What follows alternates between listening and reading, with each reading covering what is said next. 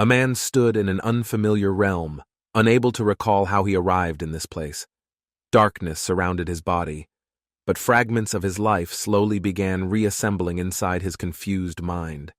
He remembered his younger self smiling, dreaming of becoming someone important, driven by curiosity and ambition. His memories sharpened. He had lived in a world of buildings, machines, and technology, unlike this realm. Suddenly, a blinding light struck him as a truck sped toward him in the city street. A blinding force pulled his consciousness, and when it cleared, unfamiliar sensations rushed through his body. Looking down, he noticed youthful hands, slender, pale, trembling, completely different from the ones he once knew. He checked his chest and discovered a scar he never had. Panic and confusion began to rise. His body slammed shut a thick book. He stood alone in a classroom, breath caught in surprise. Before him were desks, sunlight, and silence. Somehow he'd ended up inside someone else's life. The train station bustled with voices and steam as the young man quietly observed his surroundings. Ludger Cherish blended into the crowd, cautious and composed, still unsure why this unfamiliar world now felt real. A train attendant greeted him warmly, requesting his ticket as the man stepped closer without hesitation. Ludger Cherish handed over the ticket wordlessly, receiving a polite nod and welcome from the uniformed attendant. His footsteps echoed softly as he entered the train, the destination ahead still shrouded in uncertainty. Ludger Cherish moved down the corridor with purpose, eyes fixed on a small plaque, Cabin 40. The hallway narrowed as he stepped quietly, stopping at the marked door just past the window light. Ludger Cherish reached out and tapped the brass plate. This was the location written on his note. Sliding the door open, he spotted a man inside calmly reading, glancing up with polite curiosity. The older gentleman greeted him with a calm, "Hello," unaware of the traveler's true identity or purpose. The train whistled sharply and began to move, its engine rumbling through the station without delay. Heavy wheels turned with precision, pistons pumping as mechanical arms drove the train across iron rails. It surged forward steadily, cutting through forest and hills, moving deeper into a land unknown to him. Snow-covered peaks surrounded the winding tracks, but the train pressed on through wind, steam, and cold. Inside the cabin, the two men sat in silence, shadows flickering as the world blurred past. Ludger Cherish glanced sideways briefly, then returned to reading, eyes scanning page with quiet concentration and thought. The newspaper headline reported the civil war in Eltar had ended after years of brutal internal fighting. A black and white photo showed soldiers cheering. The royal princess had emerged victorious, reclaiming peace and order. Ludger Cherish murmured to himself, acknowledging the news. The war's end meant shifting powers he needed to understand. From behind his paper, the older man subtly observed the young traveler's reaction with narrowed, thoughtful eyes. The older man responded calmly, relieved the war had ended. He'd been waiting for that outcome. The young man agreed, noting the early resolution was fortunate, though his tone remained composed and vague. Introducing himself politely, he gave the name Ludger Cherish. It was the identity he now carried. The older man, named Gerad, assumed he was a noble. Ludger neither confirmed nor denied the guess. Their conversation turned. When asked his destination, Gerad replied he was heading to the empire's capital, Luberon. Ludger mentioned the Black Ruins, a tourist site near Eckenberg, before sharing his true destination. He explained he'd accepted a teaching job at Seoran Academy, a prestigious school in the empire. Gerad seemed impressed, calling him talented, though Ludger modestly admitted he was newly hired without much experience. Gerad acknowledged his honesty, adding that many never even get accepted. He praised Ludger's opportunity with sincerity. Ludger smiled, thanked him, then leaned forward with interest and asked if Gerad had heard rumors. Ludger brought up a strange rumor an unknown figure had turned the battlefield to burning ashes. It wasn't a soldier or noble, but a lone mercenary named Machiavelli, feared across the land. Gerad responded quietly, unaffected. His calm acknowledgement suggested he'd either heard worse or seen more. Ludger chuckled, teasing that the rumor didn't scare him. He claimed to dismiss such tales easily. But the truth was Darker Machiavelli wasn't fiction. He had once traveled everywhere under that exact identity. Ludger. Garad asked if Ludger would begin teaching immediately upon arrival at the renowned Sioran Academy. Ludger confirmed with a nod, explaining he'd be teaching the second-year students as his assigned role. Garad seemed surprised by the assignment, hinting it required someone experienced. His eyes briefly widened in thought. A sudden jolt of realization struck him. Something about Ludger's words or presence had triggered recognition. Ludger tilted his head, noticing the reaction. Garad hesitated before admitting something had just felt oddly familiar. Garad began to speak again, but his words were cut short by a sudden distant blast. A deafening explosion rocked the train, flames erupting far off, shaking everything in a single violent tremor. The two men grabbed their seats as the cabin jolted violently, their eyes darting to the window. Garad stood up in alarm, asking if something malfunctioned, his voice tight with fear and urgency. Ludger remained calm, analyzing the disruption. He concluded the train was caught in a magical disturbance or trap. Ludger and Garad rushed into the hallway. Ludger confirmed what he sensed: it was definitely an attack. Garad was startled. An attack on a moving train suggested something serious, likely targeting someone important aboard. Ludger guessed the culprits were bandits after a target. If explosions were involved, a mage was likely. Garad suggested retreating for safety, but Ludger offered to lead, staying alert for threats or magical traces. The corridor was quiet as Ludger moved forward. He noted they seemed to be the only passengers. Garad asked about the other passengers, wondering if they had locked themselves safely inside their cabins. Ludger noted that each cabin was protected by magic, which made that a reasonable possibility for now. However, Garad observed that the spell protecting the tracks had already been broken, a serious concern going forward. They approached the next car. Garad guessed the explosion originated there, questioning why no one escaped earlier. Ludger reasoned it was where the attackers were, meaning the rest of the train might still be safe. Garad suggested making a run for the caboose, hoping reinforcements from the border would arrive soon. Before they could move, the door shattered violently. An attacker lunged forward, sword raised, face covered in cloth. Ludger quickly shoved Garad aside and stepped in, commanding the enemy to back down without hesitation. Another enemy stepped into view but hesitated. He noticed something unsettling about Ludger and whispered a warning. Garad watched closely, confused. The enemy seemed disturbed by Ludger's presence, as if recognizing something hidden within him. One attacker lunged forward with deadly force, aiming his blade directly at Ludger's chest with no hesitation. Ludger swiftly countered, summoning blue energy and casting a focused spell through sheer precision and practiced control.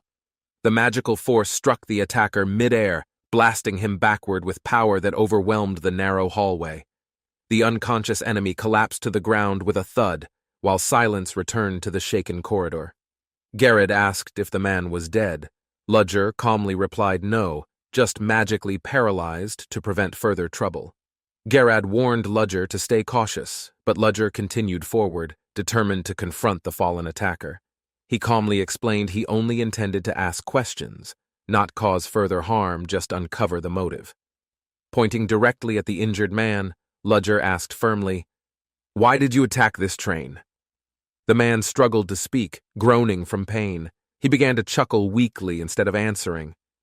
Ludger cut him off coldly, stating he never allowed him to laugh, only to respond truthfully. The attacker's eyes widened in desperation. Realizing he'd failed, he shouted a single word, "Victory!" with unshaken resolve. He pulled something from his coat.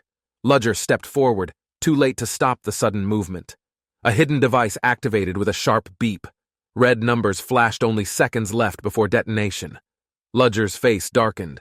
The bomb couldn't be disarmed in time. He prepared for the inevitable blast.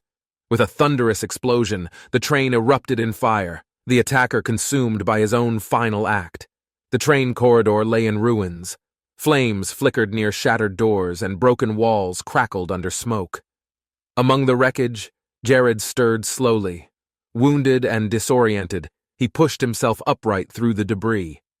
Coughing, he called out for Ludger, voice cracking from dust and pain, unsure if he'd survived. His eyes widened suddenly. Something ahead caught his attention, snapping him into full awareness with rising concern. Snow fell as Garrett stood, staring at what remained. The aftermath was quiet, but far from safe. The train had derailed. Metal bent and glass shattered. Snow blanketed everything in cold, eerie silence. Garrett called out again, louder this time, hoping for a response from the man who saved him. A strange chill crept up his spine. His instincts flared something unnatural was lingering in the air. His expression tightened. He tried to stay composed, but a shadowed realization had begun forming in his mind. As wind howled through the wreckage, Garrett's eyes narrowed, and he prepared for what might come next. Garrett sighed, turning away from the wreckage. His voice low, he had spent a fortune preparing everything. Ludger removed the disguise, peeling off his fake appearance. The illusion faded, revealing his true identity. Staring at the chaos, Ludger muttered quietly. Strange events always seemed to erupt wherever he went. A distant memory burned in his mind of a mission gone wrong, bodies scattered through firelight. He wasn't the original man. He inherited everything: name, danger, and debts left by a stranger. In Kyorin Academy's hall, he blended in, teaching while hiding secrets behind calm words and gestures. Stepping into the city station, he scanned the crowd, sensing something familiar and unsettling approaching fast. A sharp voice called out, "Ludger!" He turned, heart steady, mask intact, ready for whatever came next. The man turned swiftly, his coat flapping behind him, stepping into the storm without a word. Ludger Cherish smirked faintly, unfazed by suspicion this confrontation expected, and he had prepared for such encounters. They doubted him, but his calm gaze and confident walk masked the truth too well to crack. Ludger Cherish had practiced each expression, each word, ensuring nothing would expose the stolen identity he carried now. Behind him, the officer muttered, confused and shaken, unsure if what just happened was truly real. Ludger Cherish listened quietly as the officer explained the attack, nodding slightly while assessing the bigger picture.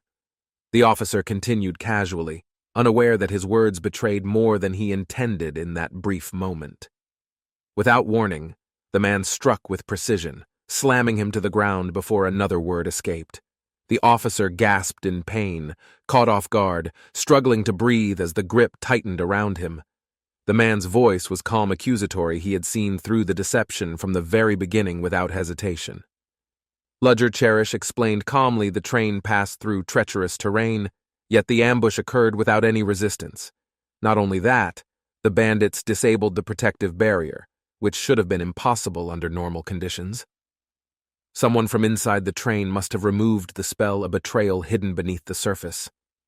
His sharp gaze shifted, watching for a reaction, the truth already suspected but not yet spoken aloud.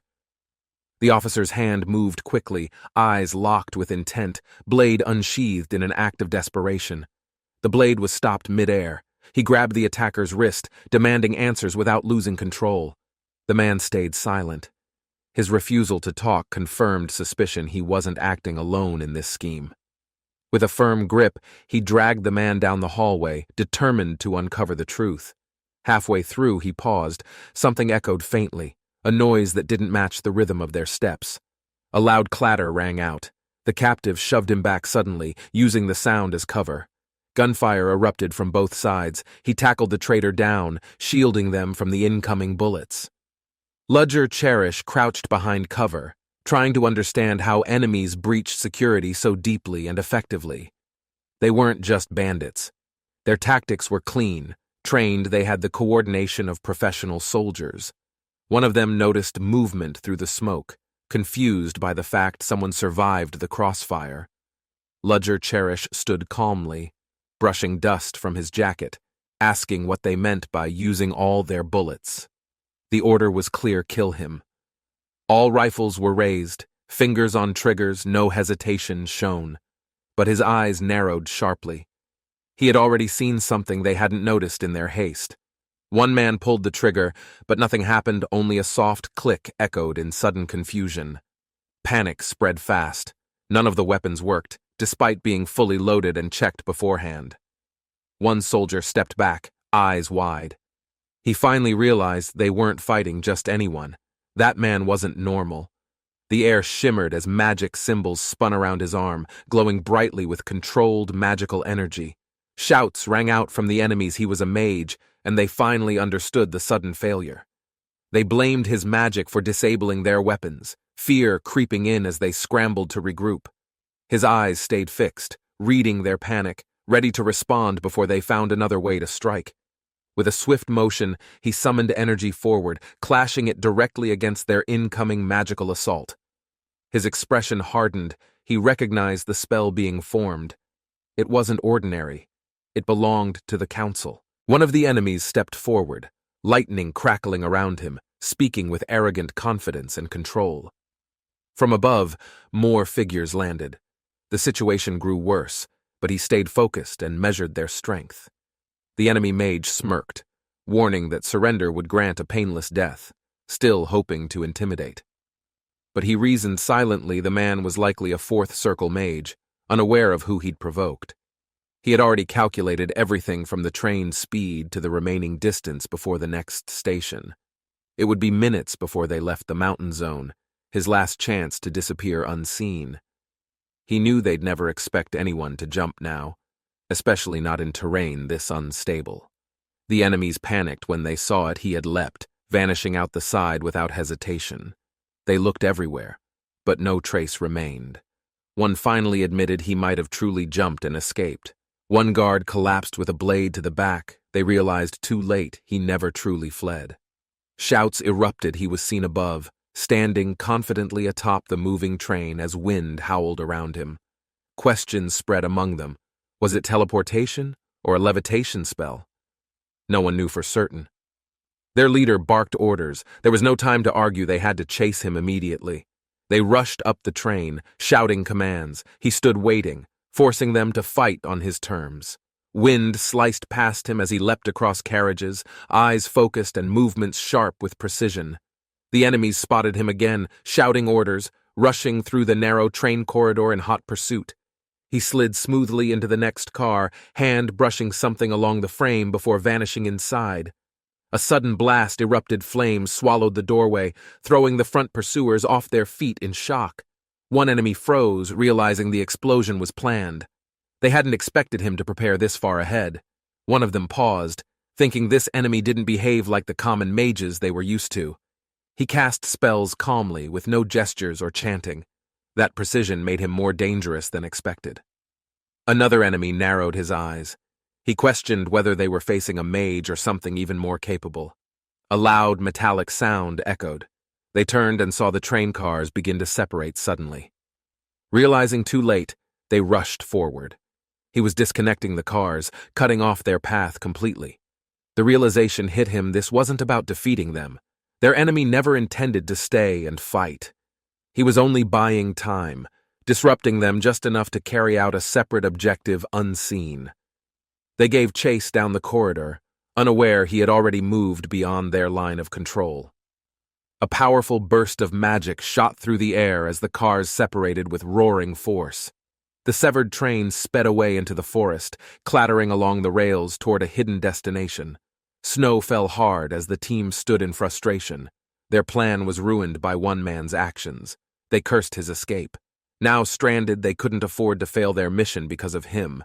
One of them memorized the face, vowing to hunt him down no matter where he ran. Suddenly, he felt a chilling shock through his spine.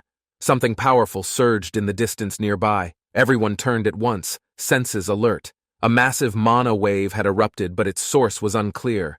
The enemy mage sensed something strange, an unfamiliar presence radiating intense energy from within the distant carriage. Inside, golden light surged. The man stood firm, surrounded by swirling magic pulsing with measured force, his eyes focused, calm. The spell was complete. Its formation glowed brighter with each passing second. The enemy hesitated. Was this a signal or an attack? The energy output was far too massive. In an instant, the magic released. Blinding light exploded outward, engulfing everything in a powerful golden flash. The golden wave surged outward, surrounding the enemies, making escape impossible as the spell consumed space. They panicked, realizing too late there was no cover, only searing light drawing nearer with every second. One tried to retreat, his movements desperate, but the flash caught him before he could react. Amid the chaos, a hand lifted gently. The caster's control never wavered through the storm. As the light faded, he stood alone in the wreckage, unshaken, calm, and already preparing his next move.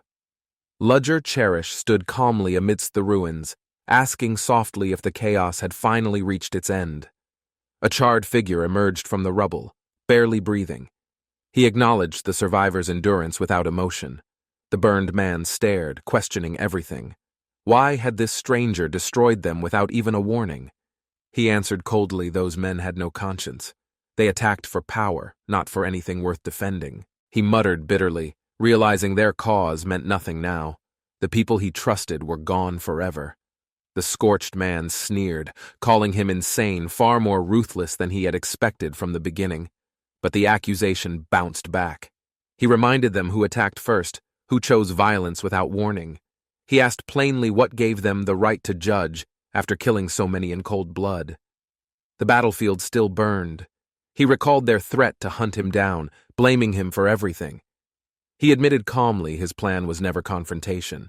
From the start, he only intended to vanish unseen. He admitted the truth: he would have disappeared without a trace if his face hadn't been seen. There was no point running.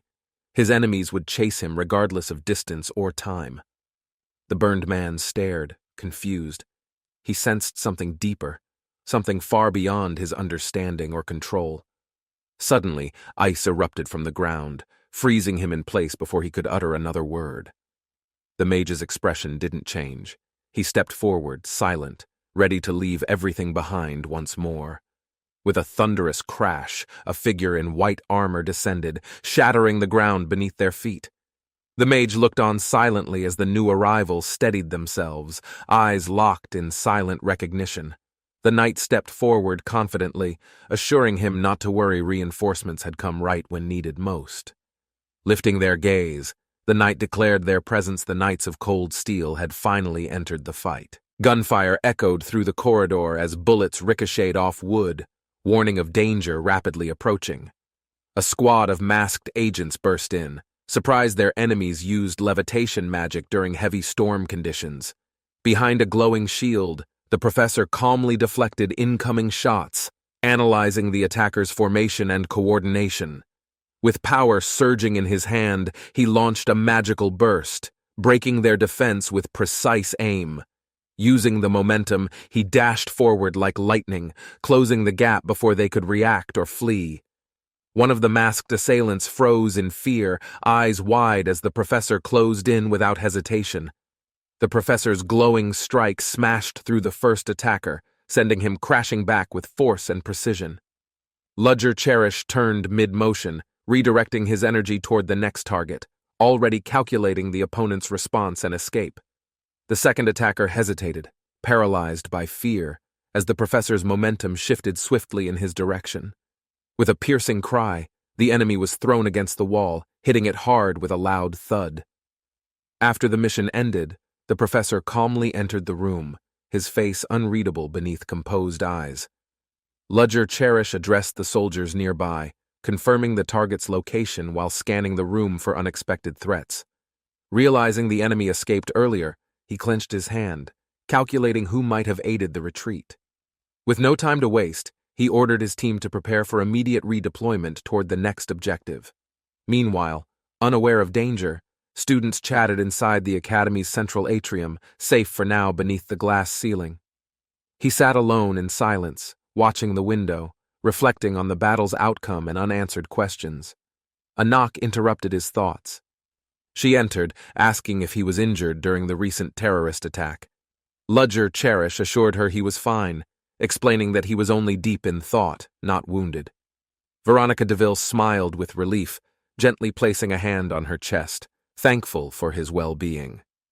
Ludger Cherish rose politely, masking his hesitation, then excused himself with quiet grace, leaving her standing in thought. She walked down the hall briskly, stopping as a man in uniform approached with a serious expression. Lemulus asked if she led the operation, confirming her role with a nod and calm reply. Lemulus introduced himself, revealing orders to investigate further and ensure complete closure on the recent incident. Veronica explained they eliminated all attackers, but his hesitation suggested there was still more to uncover. Elsewhere, the professor paused mid-step, sensing unease. Something still lingered in the shadows, something left unresolved. The investigator pointed out the hijacking occurred too smoothly, raising doubts about the attacker's planning alone. She agreed, noting the magical defenses were bypassed too easily for a group of outside intruders. Another officer suggested someone on the train had secretly assisted in executing the terrorist plan. She acknowledged the logic, folding her arms, accepting the troubling possibility of betrayal from within. Lemulus added they'd ensure safety once the insider was identified. She nodded, silently agreeing with his plan. Veronica confirmed he overheard everything. Her tone hinted they would investigate closer, starting with those on board. She warned that any accomplice would be exposed. Her eyes locked briefly on him before turning away. Alone again, he clenched his fist. Realizing the situation was worse than expected, he was now a suspect.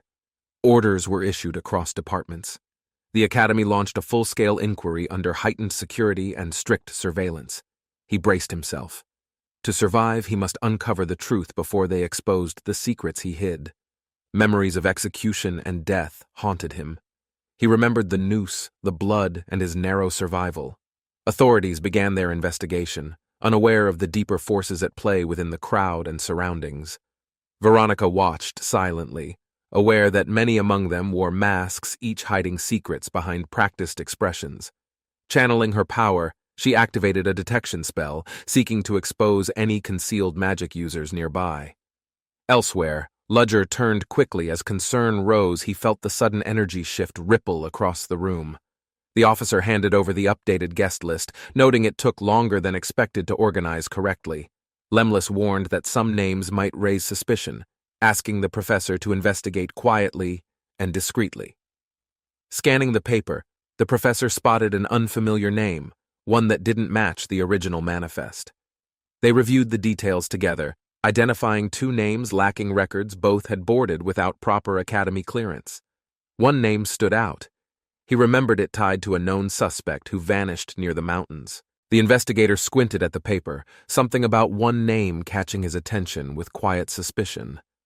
Ludger hesitated, gulped slightly, then asked for a moment to double-check the list for accuracy. He realized the man in question wasn't a listed guest to begin with. His name was missing. She explained the man was seen fighting the terrorists before the security team had arrived. Puzzled, he muttered aloud, "Why would someone working with the terrorists attack them before reinforcements came?" After hearing the full explanation, the officer nodded thoughtfully and offered a brief apology for the misunderstanding. He called out to Ludger, the man who had silently observed everything from the corner seat. Ludger looked up calmly, his expression unchanged, as though expecting to be addressed all along. The revelation stunned them. He was the new professor at Sabern. Their reaction was instant and exaggerated. Ludger simply smiled, neither confirming nor denying the shock, maintaining the mysterious calm that defined his presence. Ludger rose from his seat, brushing off his coat, preparing to disembark from the train. He adjusted his hat and calmly remarked that their next destination was already within clear view. The group arrived at Sebern Academy's entrance. New students and officials filled the grounds with anticipation. The officer offered to escort Ludger inside, mentioning it might be helpful for orientation and introductions. Ludger declined gently. He found being around people difficult and preferred to walk the path alone. Ludger explained he had personal matters to handle and didn't want anyone to feel obligated. The officer respected his decision, acknowledging their meeting was brief but still genuinely meaningful to him. She called out to him warmly, expressing her belief they would meet again when the time's right. Ludger didn't respond, simply walking forward, his presence calm yet distant as he blended into the crowd. His steps were quiet but firm, carrying him toward the academy and into a new chapter ahead. Ludger walked confidently through the academy gates, silently celebrating that his identity switch had succeeded without suspicion. He recalled the final words from the real Ludger, who never expected to be impersonated. Thankfully, no one in this world knew the real Ludger personally, not even from an accurate photo. He assured himself the hardest part was over. With the role established, he could now adapt. But hearing the name Ludger Cherish aloud triggered a painful memory, tightening in his chest unexpectedly. A man called out, recognizing Ludger from the train, his voice steady but filled with familiarity. He introduced himself as a survivor from the hijacking, thankful Ludger had helped repel the attackers. Ludger maintained his composure, confirming his presence during the fight, though careful with every word he said. The man expressed sincere gratitude, urging Ludger to stay safe before departing toward Seaburn Academy without delay. Ludger watched the carriage roll away, silent again, resuming his path toward the role he'd stolen. The carriage rolled forward while Ludger's recent acquaintance watched silently, unaware of the thoughts stirring inside. Seated alone, Ludger lowered his head, reflecting on the growing number of variables surrounding his identity. He hadn't expected that man to track him down, nor to recognize him that quickly. From the street, another man watched Ludger's carriage with interest, having noted something unusual in his demeanor. Ludger feared exposure. He needed a plan. Maybe keeping distance from others would help him survive longer. Ludger knew the contract's power kept him alive for now, but that wouldn't last forever. As a foreigner occupying someone else's name, he risked everything if even one truth slipped out. His plan was simple: play the role perfectly, blend in, and never give anyone a reason to doubt. He would live as Ludger Cherish until an opportunity came to vanish or truly take control. The carriage finally stopped. Through the gates ahead stood Seaburn Academy, where his new life must begin. Ludger reminded himself to stay composed, knowing even one slip could unravel everything he had built. He asked the attendant casually where he should begin, playing the part of the new recruit. The man told him to head straight to the principal's office without delay or deviation.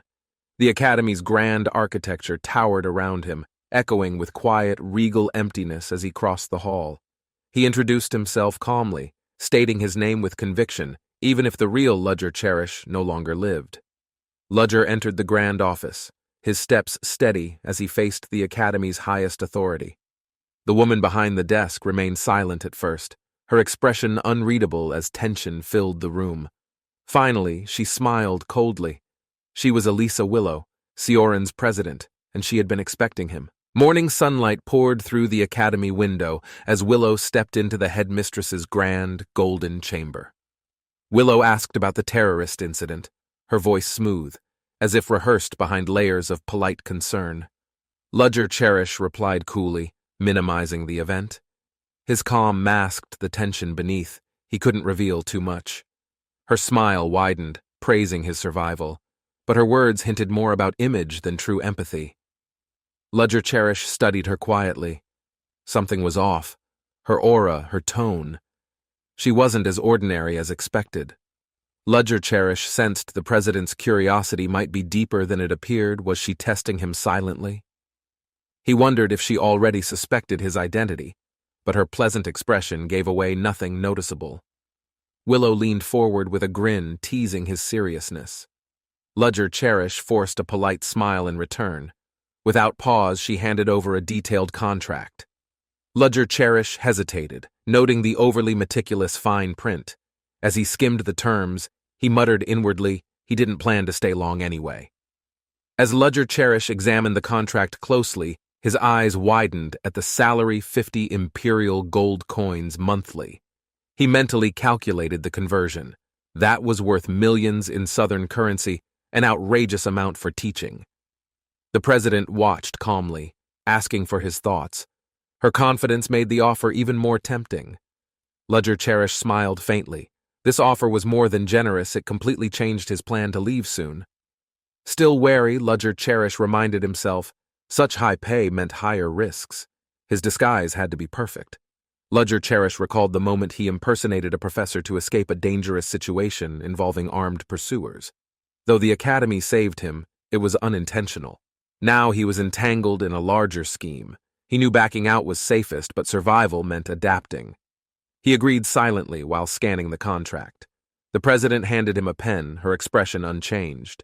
She welcomed him into the academy formally. Their hands met briefly. Ludger Cherish smiled outwardly, but deep down, he braced for whatever came next. Under the moonlit sky, the academy grounds slept quietly while Ludger Cherish settled into his new residence. He noted 3 weeks remained until classes began, enough time to prepare for the role ahead. Relaxing in the lavish sitting room, Ludger Cherish marveled at being given an entire house to himself. He exhaled deeply, accepting reality. This time he would truly live as an academy professor. Staring at the ceiling, Ludger Cherish reflected it had already been 3 years since arriving in this world. Ludger Cherish had awakened in this world with no identity, only fragments of knowledge and survival skills. He doubted even the world's strongest could uncover his real identity without a direct confession.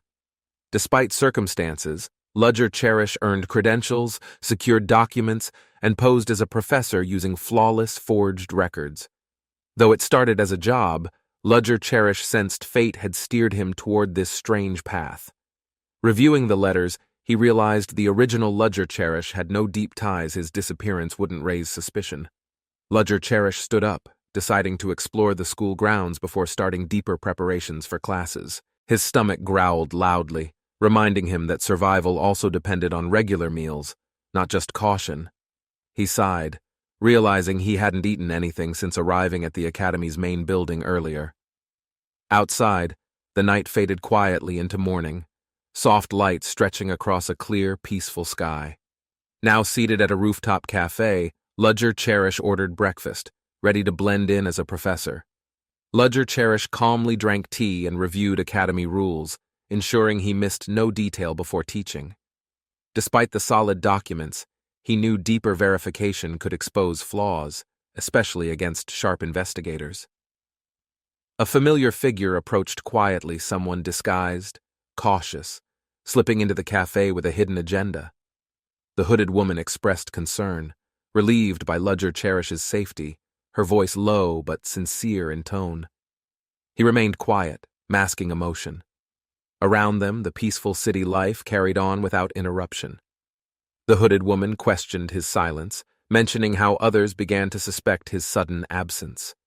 Ludger Cherish sipped his tea calmly, hiding concern as he processed her reference to a secretive group.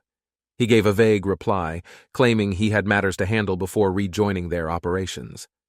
Inwardly, Ludger Cherish confirmed his suspicion she hadn't found him by accident. She had tracked him deliberately. This wasn't coincidence. They had come looking not for the professor but for Ludger Cherish himself, the hidden identity. The woman nervously mentioned the attack, insisting it wasn't planned, just an unfortunate, chaotic coincidence.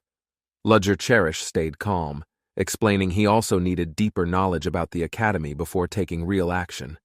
She seemed confused, insisting they'd already sent files. Ludger Cherish deflected, claiming he wanted to verify everything himself. As she nodded in agreement, Ludger Cherish's thoughts raced, uncertain if she believed him or suspected more. He felt tension rise, something wasn't right. Questions piled up. He couldn't shake the growing sense of danger.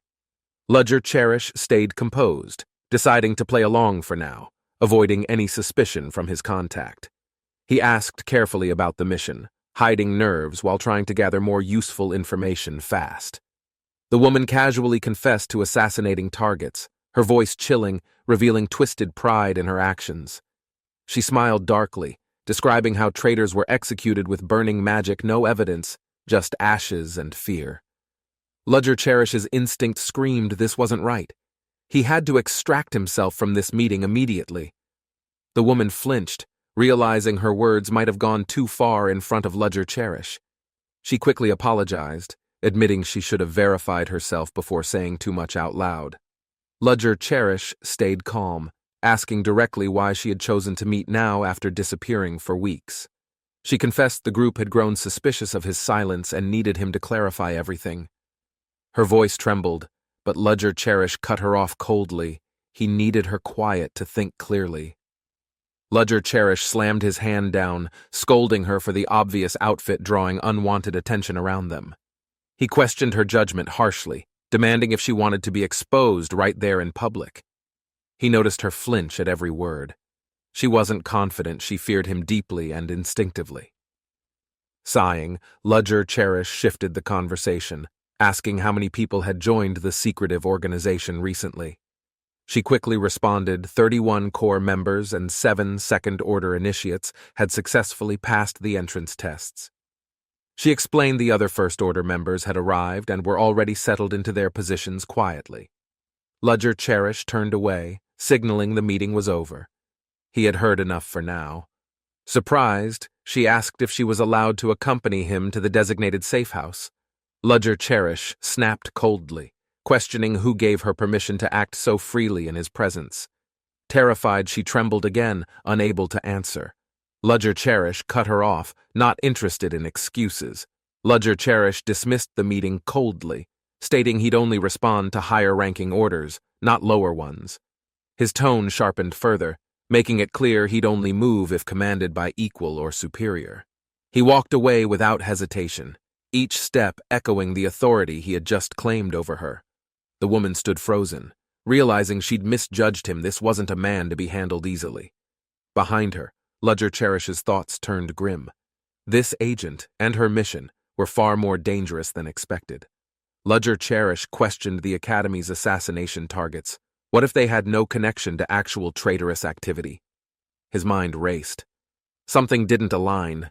He needed to dig deeper before making any rash moves. He paused, recalling something he had nearly missed. There was a moment that didn't feel right. She glanced up, almost realizing his shift. Her hesitation hinted at a deeper secret she was hiding. Ludger Cherish challenged her directly. What exactly had she been ordered to do on this mission besides observe? Ludger Cherish froze. He hadn't even considered that possibility. The realization hit him harder than he expected. Flustered, he tried to regain control, but the woman fled, shouting a quick farewell mid-retreat. Ludger Cherish sifted through forged letters on his desk, names, affiliations, backgrounds, all meticulously fabricated for cover. From a royal family? No. A noble house? Also false. A professor of Sioran Academy? Just another lie. He clenched his teeth. Crap! The tangled web of his double life was now his only reality. The identity known as Ludger Cherish wasn't inherited or earned. It was crafted perfectly for deception and survival. Each letter on the desk revealed nothing true. Every document whispered, Ludger Cherish never truly existed. Ludger buried his face in his hands, groaning quietly. Panic tightened his chest. He was cornered again. The chandelier above didn't offer answers. Its quiet sway mocked him as a paper slipped from hand. He slumped onto the desk, muttering, I'm screwed. This wasn't how the plan should have gone. Why had he chosen such a complicated persona? This identity demanded endless lies and perfect memory. He reviewed the letters again. Their inconsistencies stood out. Something was wrong. His instincts whispered a deeper threat. The document's first order was clear. Infiltrate Sioran Academy as professor and gain everyone's full trust. Ludger stared at the words, thinking. Sioran Academy wasn't the only danger hidden behind this mission. He clenched his jaw tightly. The situation was spiraling. Every layer revealed another risk he hadn't expected. The irony gnawed at him. How does a secret agent end up nearly dying in random chaos? Weren't spies supposed to stay hidden? Ludger wondered why survival wasn't prioritized over exposure and destruction. Ludger sighed, brushing back his hair. Figures I'd get tangled in a mess with no clear plan. Whether it was Sioran Academy or the secret society, both sides lacked trust or real loyalty. His eyes narrowed. Good thing I've already made contact with their council. He needed leverage now. That masked figure sat in silence, cloaked in control. Ludger remembered their voice calm, yet always threatening. He couldn't trust them. To survive, Ludger had to finish this mission before they finished him. There it was again, a brief moment when the masked council mentioned Kioran's connection to the operation. At best, Sioran was being used as bait. At worst, it was the battlefield itself. Even if the secret society held influence, the academy might possess power capable of ending them. Ludger leaned back, frustrated. Of course, he'd need to choose wisely before committing to either side. 2 faces, 2 missions. Ludger sighed. I guess it's time to finally decide where I stand. Morning sunlight bathed Sioran Academy. The new semester began, and students slowly returned to their routines. Whispers filled the corridors. Students speculated about changes, new classes, stricter rules, and unfamiliar faces in robes. The lecture hall buzzed, seats filled quickly. Everyone waited to see who would stand at the podium. Did you hear? One student leaned over, eyes wide. There's a new professor starting today. They say he transferred from another academy. Secretly, she added. He must be famous or dangerous. There was no closure. The last professor quit without warning, one student said, eyes filled with curiosity. Another whispered, he was outshined by a student in front of everyone. There was nothing he could do. Blonde hair swayed as she turned. Oh, stop it, I didn't do anything, she insisted casually. She smiled. Just noted his teaching lacked effort. Her friend nodded. Still, he had a strong record. A voice cut in sharply, grinning. But did you know the professor wasn't ordinary from the start? A rumor spread. The new professor came from a ruined family. Whispers sparked curiosity and doubt. Really? Ha! One student laughed. I'm more excited to see how he teaches his class. Footsteps echoed as the classroom fell quiet. Someone approached with steady steps and unreadable presence. The sound of his boots hitting the platform silenced all murmurs. The room turned expectant. Ludger stood before them. Nice to meet you all. I'm your new professor, Ludger Cherish. Ludger's eyes scanned the room. One sharp glance was enough to silence the restless crowd. Nervous students exchanged glances. Some gulped quietly, already sensing this professor would be different from the rest. Facing the class, Ludger began. We're still in the course selection period, but I have news. My class covers materialization theory, he continued, but I'll go beyond theory into practical application and live practice. This class isn't limited to second years. First-year students may also apply, he added, sparking a quiet stir. Quiet, Ludger commanded calmly, raising his hand. The room responded instantly, all eyes locked on him. A student raised her hand, questioning, why allow first years to join? Shouldn't they learn basics first? Ludger studied her face carefully. Something about her presence stirred an old memory he couldn't place. As an educator, Ludger replied, I believe everyone deserves the chance to learn, no matter their year. The student returned his gaze. Without clear teaching, first years will struggle to follow advanced lessons. The blonde student leaned forward. Seems you know what you're doing, she said with measured challenge. She added coldly, but don't expect us to lower our standards just to meet yours. Ludger's eyes sharpened. If you think this class is easy, I'll make sure you regret that. His voice steady, he warned, don't enter if you're not serious, my class won't tolerate arrogance. He mentally sighed. Students like these wouldn't be easy, but maybe that's what made it worthwhile. Ludger ended calmly. That will be all. His voice echoed across the now silent lecture hall. Some students whispered, is it his aura, his manner? There's definitely something mysterious about him. I heard he was once a fourth circle mage. Is that true? Another student asked, curious. Many wanted answers, but none dared speak. His presence alone kept their questions locked inside. Seeing no hands raised, Ludger concluded, if there are no questions, this closes the opening ceremony. Ludger walked across the quiet hall. His footsteps echoed faintly now that the ceremony had ended. He thought to himself, strange. Not a single student asked anything, not even basic introductions. In my situation, that's actually convenient, he admitted. Still, all the answers I prepared were useless. Then it struck him. Wait, are they ignoring me on purpose? His eyes narrowed slightly with doubt. Groaning internally, he muttered, maybe I was too harsh. Did I crush their pride too early?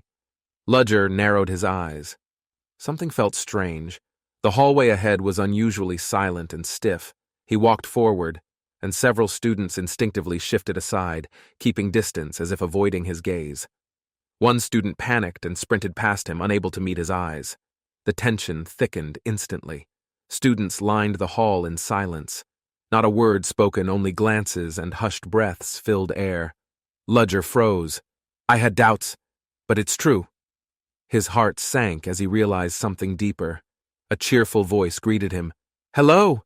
Are you the new professor Ludger Cherish? She asked warmly. She smiled brightly. I'm Selena, also newly appointed. It's nice to meet a fellow professor. Ludger responded politely. Likewise, but how can I help you? Her sudden appearance caught him off guard. She hesitated briefly, then asked casually, By chance, have you had lunch yet? The sun shone brightly over Kyoran Academy as new professors gathered for their ceremonial introductions outside. Brand, cheerful and loud, introduced himself as a combat arts instructor from the Night Order Department. Beside him, Maria smiled politely, noting she taught strategic magic within the Business and Negotiation Department. Ludger Cherish followed calmly, introducing himself as the Magic Realization Professor, earning surprised glances from nearby staff. A distant figure, observing from the garden, narrowed his eyes as a faint, magical trace began unraveling. Ludger noticed a cold gaze watching him, sharp and assessing, clearly not part of a welcome. The man turned sharply, revealing himself to be Professor Chris Benamore, stern and noble in demeanor. Maria leaned in, whispering that Chris was a noble, clearly different from them in both status. Ludger silently observed, identifying one nobleman, one from a ruined house, and 3 commoners in total. Still, Maria smiled regardless of origin. Every new professor was chosen for expertise in their respective field. Ludger recalled a troubling suspicion one of the new professors might belong to the First Order. That theory lacked detail, but it burdened his thoughts with countless questions and frustrating uncertainties. Professor Chris scoffed, having lost interest. The newcomers failed to meet his expectations of worthy peers. He dismissed them as commoners and a ruined noble, deciding not to associate with such company. But before leaving, Chris locked eyes with Ludger, delivering a pointed message meant only for him. Chris left without another word, clearly displeased with the lineup of professors chosen this semester. Ludger watched his back, sensing hidden pride and deeper motives beneath Chris's cold and noble attitude. Maria broke the silence, lightening the mood by suggesting they start heading to the main hall. Brand cheerfully agreed, reminding them this was only the beginning of their duties as new professors. Under a darkening sky, Ludger stood still, aware his secret role would soon be tested. A magic gate pulsed to life, casting a soft blue glow across the quiet classroom floor. A student stepped onto the platform, activating the magical terminal linked to Kyoran Academy's knowledge archive. Curious whispers echoed news of Professor Ludger Cherish's appointment had spread among the magic theory students. Students mentioned his refined posture, calm lectures, and mastery over advanced formulas, sparking awe and intrigue. As Juriel tapped the interface, she muttered firmly she would surpass everyone in Ludger's upcoming class. Word spread fast, students began strategizing how to secure seats in Professor Ludger's highly anticipated class. One student tapped quickly on the sign-up terminal, determined to be part of Ludger's first lecture. Nearby, another student was surprised that even first years were eligible to enroll in an advanced course. Curiosity grew. The lecture sounded unique, and several students started seriously considering the unexpected opportunity. Under the brightening sky, young minds made choices that could shape their futures at the academy. Ludger walked through the quiet hallway, steady footsteps echoing on the polished academy floor. It was the first day of class, and he doubted many students would actually come. He'd warned them sternly his class wouldn't be easy, so most probably didn't sign up. Some students likely joined only because other classes were full, not out of genuine interest. At most, Ludger expected around 30 students, assuming some showed up just to avoid being idle. Students whispered quietly, sharing rumors and expectations before the professor entered and class officially began. Ludger arrived at the door and froze. Hundreds of students were seated inside the massive hall. He was surprised by their silence, unsure whether it came from tension or something else. He began walking down the aisle, aware of how many were watching his every movement carefully. Some students whispered about his rumored military past, doubting their place among such an experienced figure. Ludger realized the stares weren't admiration they were measuring him, preparing to challenge his authority. He stood before the class, brushing off the tension, silently deciding how to respond. Ludger admitted to himself he might have underestimated Shioran Academy's students and their quiet intensity. The best from across the continent were gathered, and they wouldn't be easily impressed. With a steady breath and focused mind, Ludger began he had no room for mistakes. Ludger addressed the class, formally reintroducing himself as their professor for the subject of materialization theory. He declared his intent to teach thoroughly, ensuring all students could follow and understand clearly.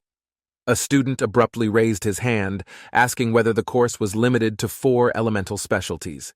Ludger calmly stared back, stating firmly that questions are only allowed when he permits them. He warned the class, disrupt the flow or challenge authority, and participation points would be reduced.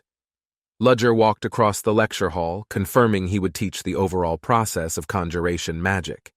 He began outlining the 4 main specialties within conjuration: materialization, elemental manipulation, telekinesis, and fortification. A curious student whispered, intrigued by how precisely the professor described the structure behind complex magic. Another student watched him closely, realizing this wasn't just theory. Ludger had first-hand experience and deep knowledge. Ludger continued confidently, explaining that mastering these specialties would help students determine their own magical strengths. Ludger summoned a blazing formula, using fire magic to demonstrate basic elemental spellcasting through conjuration principles. He explained how conjuration blends concentration, acceleration, expansion, and diffusion to form stable, powerful spell formulas. Smirking confidently, he promised to teach a method that triples the speed of spell manifestation. The class erupted in murmurs, students questioning if reducing casting time so drastically was truly possible. One skeptical student stared sharply, unsure whether Ludger's bold claim was a breakthrough or pure deception. One student doubted Ludger's method, thinking it was impossible without changing the core formula structure. She recalled known shortcuts using magical scrolls or formulas embedded with pre-structured sequences for quick casting. But those methods had flaws: unstable memory regeneration and limited control under combat conditions. If Ludger's claim was true, she admitted silently, he would be an extraordinary professor indeed. Sensing their curiosity, Ludger stepped forward and offered to answer a few of their questions. A skeptical student pressed Ludger, asking how shortening the formula didn't make it a new spell. Ludger replied calmly, explaining the core formula remained unchanged, only the structure had been optimized for speed. Another student raised a hand, questioning whether Ludger's method actually used an entirely different magical process.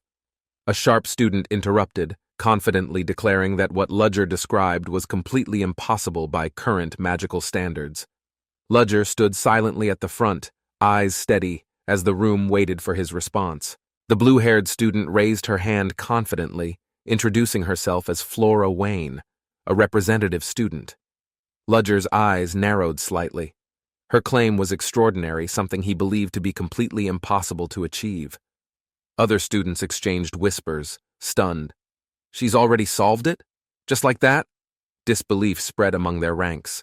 Still calm, Flora asked why her answer was considered impossible, challenging Ludger without hesitation or fear. Smiling, she revealed the spell's complex core. "This part," she said, "no one has managed to decode." Ludger leaned forward slightly, eyes steady. He told Flora he didn't believe she could truly do it. Flora paused, then carefully questioned if Ludger was speaking about breaking through the long-standing limitations of magic itself. Ludger turned to the class, explaining that magic had developed historically with strict boundaries and inherited constraints. He clarified he wasn't denying progress, only cautioning against assuming breakthroughs would come easily or be simple. With finality, Ludger declared no one had ever broken through it. If she did, she'd be first. Flora's voice was steady. She asked if Ludger truly meant what he said about impossibility. With determination, she cast a glowing circular flame spell, shocking the class with her speed and control. She calmly asked if they knew the usual casting time required to form such a flame. Flora explained it normally took around 10 seconds, possibly 3 seconds if used by a high-level mage. Tossing her pen aside, she smiled slightly. If that's the case, I did it in 5. Ludger exhaled quietly, half impressed. He hadn't expected Flora to actually demonstrate it with such boldness. He gave her permission with a nod. Fine, he said. Let's see it done properly. Flora rose from her seat. All eyes followed as magical energy quietly began to gather beneath her. A swirling spiral of flame formed, controlled and smooth, pulling the ambient mana into her core. In a brilliant flash, she projected the burning sphere mid-air stable, flawless, and undeniably fast. Students murmured in awe. That was fast, one whispered. Another mentioned her noble background, Lang's family's daughter. Ludger acknowledged her skill, but pointed out it still took her 78 seconds to complete. Despite its precision, he said, such casting time was too slow for a second year of her level. Flora's eyes narrowed slightly. Excuse me, she asked, clearly not pleased by the unexpected critique of speed. Ludger explained a third circle mage should average under 4 seconds. Flora calmly suggested she'd improve with practice. Ludger clarified again he meant even the Academy's fastest record, 4 seconds, was far too slow. Students whispered in disbelief. Can he really beat that? One asked. How fast can he go? Calmly, Ludger raised his wand and instructed the class to watch closely. He would now demonstrate himself. With practiced motion, he directed energy forward. This is how you properly use the rolling flame. Flora watched intently, confused. The casting didn't resemble the usual form. That's not the standard technique. In a flash, Ludger cast the rolling flame, the spell igniting instantly with perfect formation and control. Students jerked in surprise. Flora stepped back slightly, her eyes widening at the unexpected speed and precision. Gasps filled the room. He completed it in an instant, someone shouted. Not even a second. Flora stared, unsettled. That wasn't the formal method she learned. His approach broke standard magical casting principles. She realized there had been no prior signs. The flame had appeared without visible buildup or delay. Ludger raised his wand again and asked if everyone had been watching the cast closely enough. Calmly, he promised to demonstrate it one more time, just in case someone had missed it. With a swift motion, he activated the spell again. Mana flared as the flame ignited in place. Flora stood frozen, lips parted slightly, unable to process the flawless execution she had just witnessed. Around her, the students murmured with awe, their eyes locked on Ludger, stunned by his precision. Ludger noted their changed expressions. Finally, they began to understand the difference in true, magical execution. He checked his watch. The rolling flame had manifested in just under 34 seconds, faster than expected. Though the spell looked similar, the technique behind it was unfamiliar to most who had observed. He explained calmly, it wasn't standard casting. It was a refined form designed for this spell. Students whispered, puzzled. Ludger clarified it was a unique method requiring instinctive, almost subconscious command over magical flow. Flora stared at the flame. Its intricate design looked more like a blueprint than a magical spell. To her, it resembled a complex network system, layers of structured formula forming seamless magical functionality. It felt like she was witnessing the internal code that governed how magic truly operated underneath. Flora admitted she had never seen such detail before. "What is this magic?" she asked. Ludger confirmed her guess. She had seen his weapon, but warned, knowing it didn't mean understanding it. Ludger asked for agreement. Flora clenched her fist, then responded quietly, accepting the result without hesitation. Ludger's expression hardened. She had openly challenged his authority, and now there would be a consequence. He called her name firmly, announcing that she would receive 10 penalty points for her behavior. Gasps and murmurs spread across the room. A classmate whispered in shock at Flora's unexpected punishment. Flora stood still, fists trembling. Though she stayed silent, The sting of shame was clearly visible.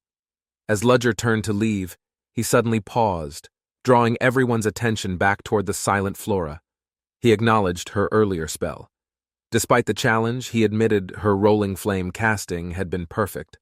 Ludger reversed his judgment, awarding Flora 10 points instead. He valued skill even when rules were tested. Flora clenched her fist again, this time in quiet gratitude. The praise caught her completely off guard. The students exhaled in relief, whispering, "So, she didn't actually lose anything?" "What a relief," someone smiled. Flora returned to her seat. Cheryl noticed her tense movement and gently asked if she was all right. Forcing a smile, Flora replied that she was fine and thanked Cheryl for her kind concern. Cheryl smiled back, relieved. She admired how Flora stayed composed even after something so stressful happened. She quietly thought Flora was truly amazing, able to recover and smile after all she'd endured. But deep inside, Flora clenched her fists again, the emotional weight far heavier than her expression showed. Ludger adjusted his coat and turned to the class. "Now shall we begin the lecture?" He warned the students the material ahead would be difficult. Keeping up required full focus and effort. Several students swallowed nervously, already unsure if they could follow such a high-level start to class. As Ludger resumed teaching, the lecture hall quieted, filled with awe and growing attention from everyone. One student reflected people had warned this class would be strange, and now he finally understood why. One student couldn't hide his excitement. Ludger's performance and knowledge had left a powerful first impression. Another leaned over, whispering eagerly. "I'm definitely attending all his classes," she said, eyes gleaming with interest.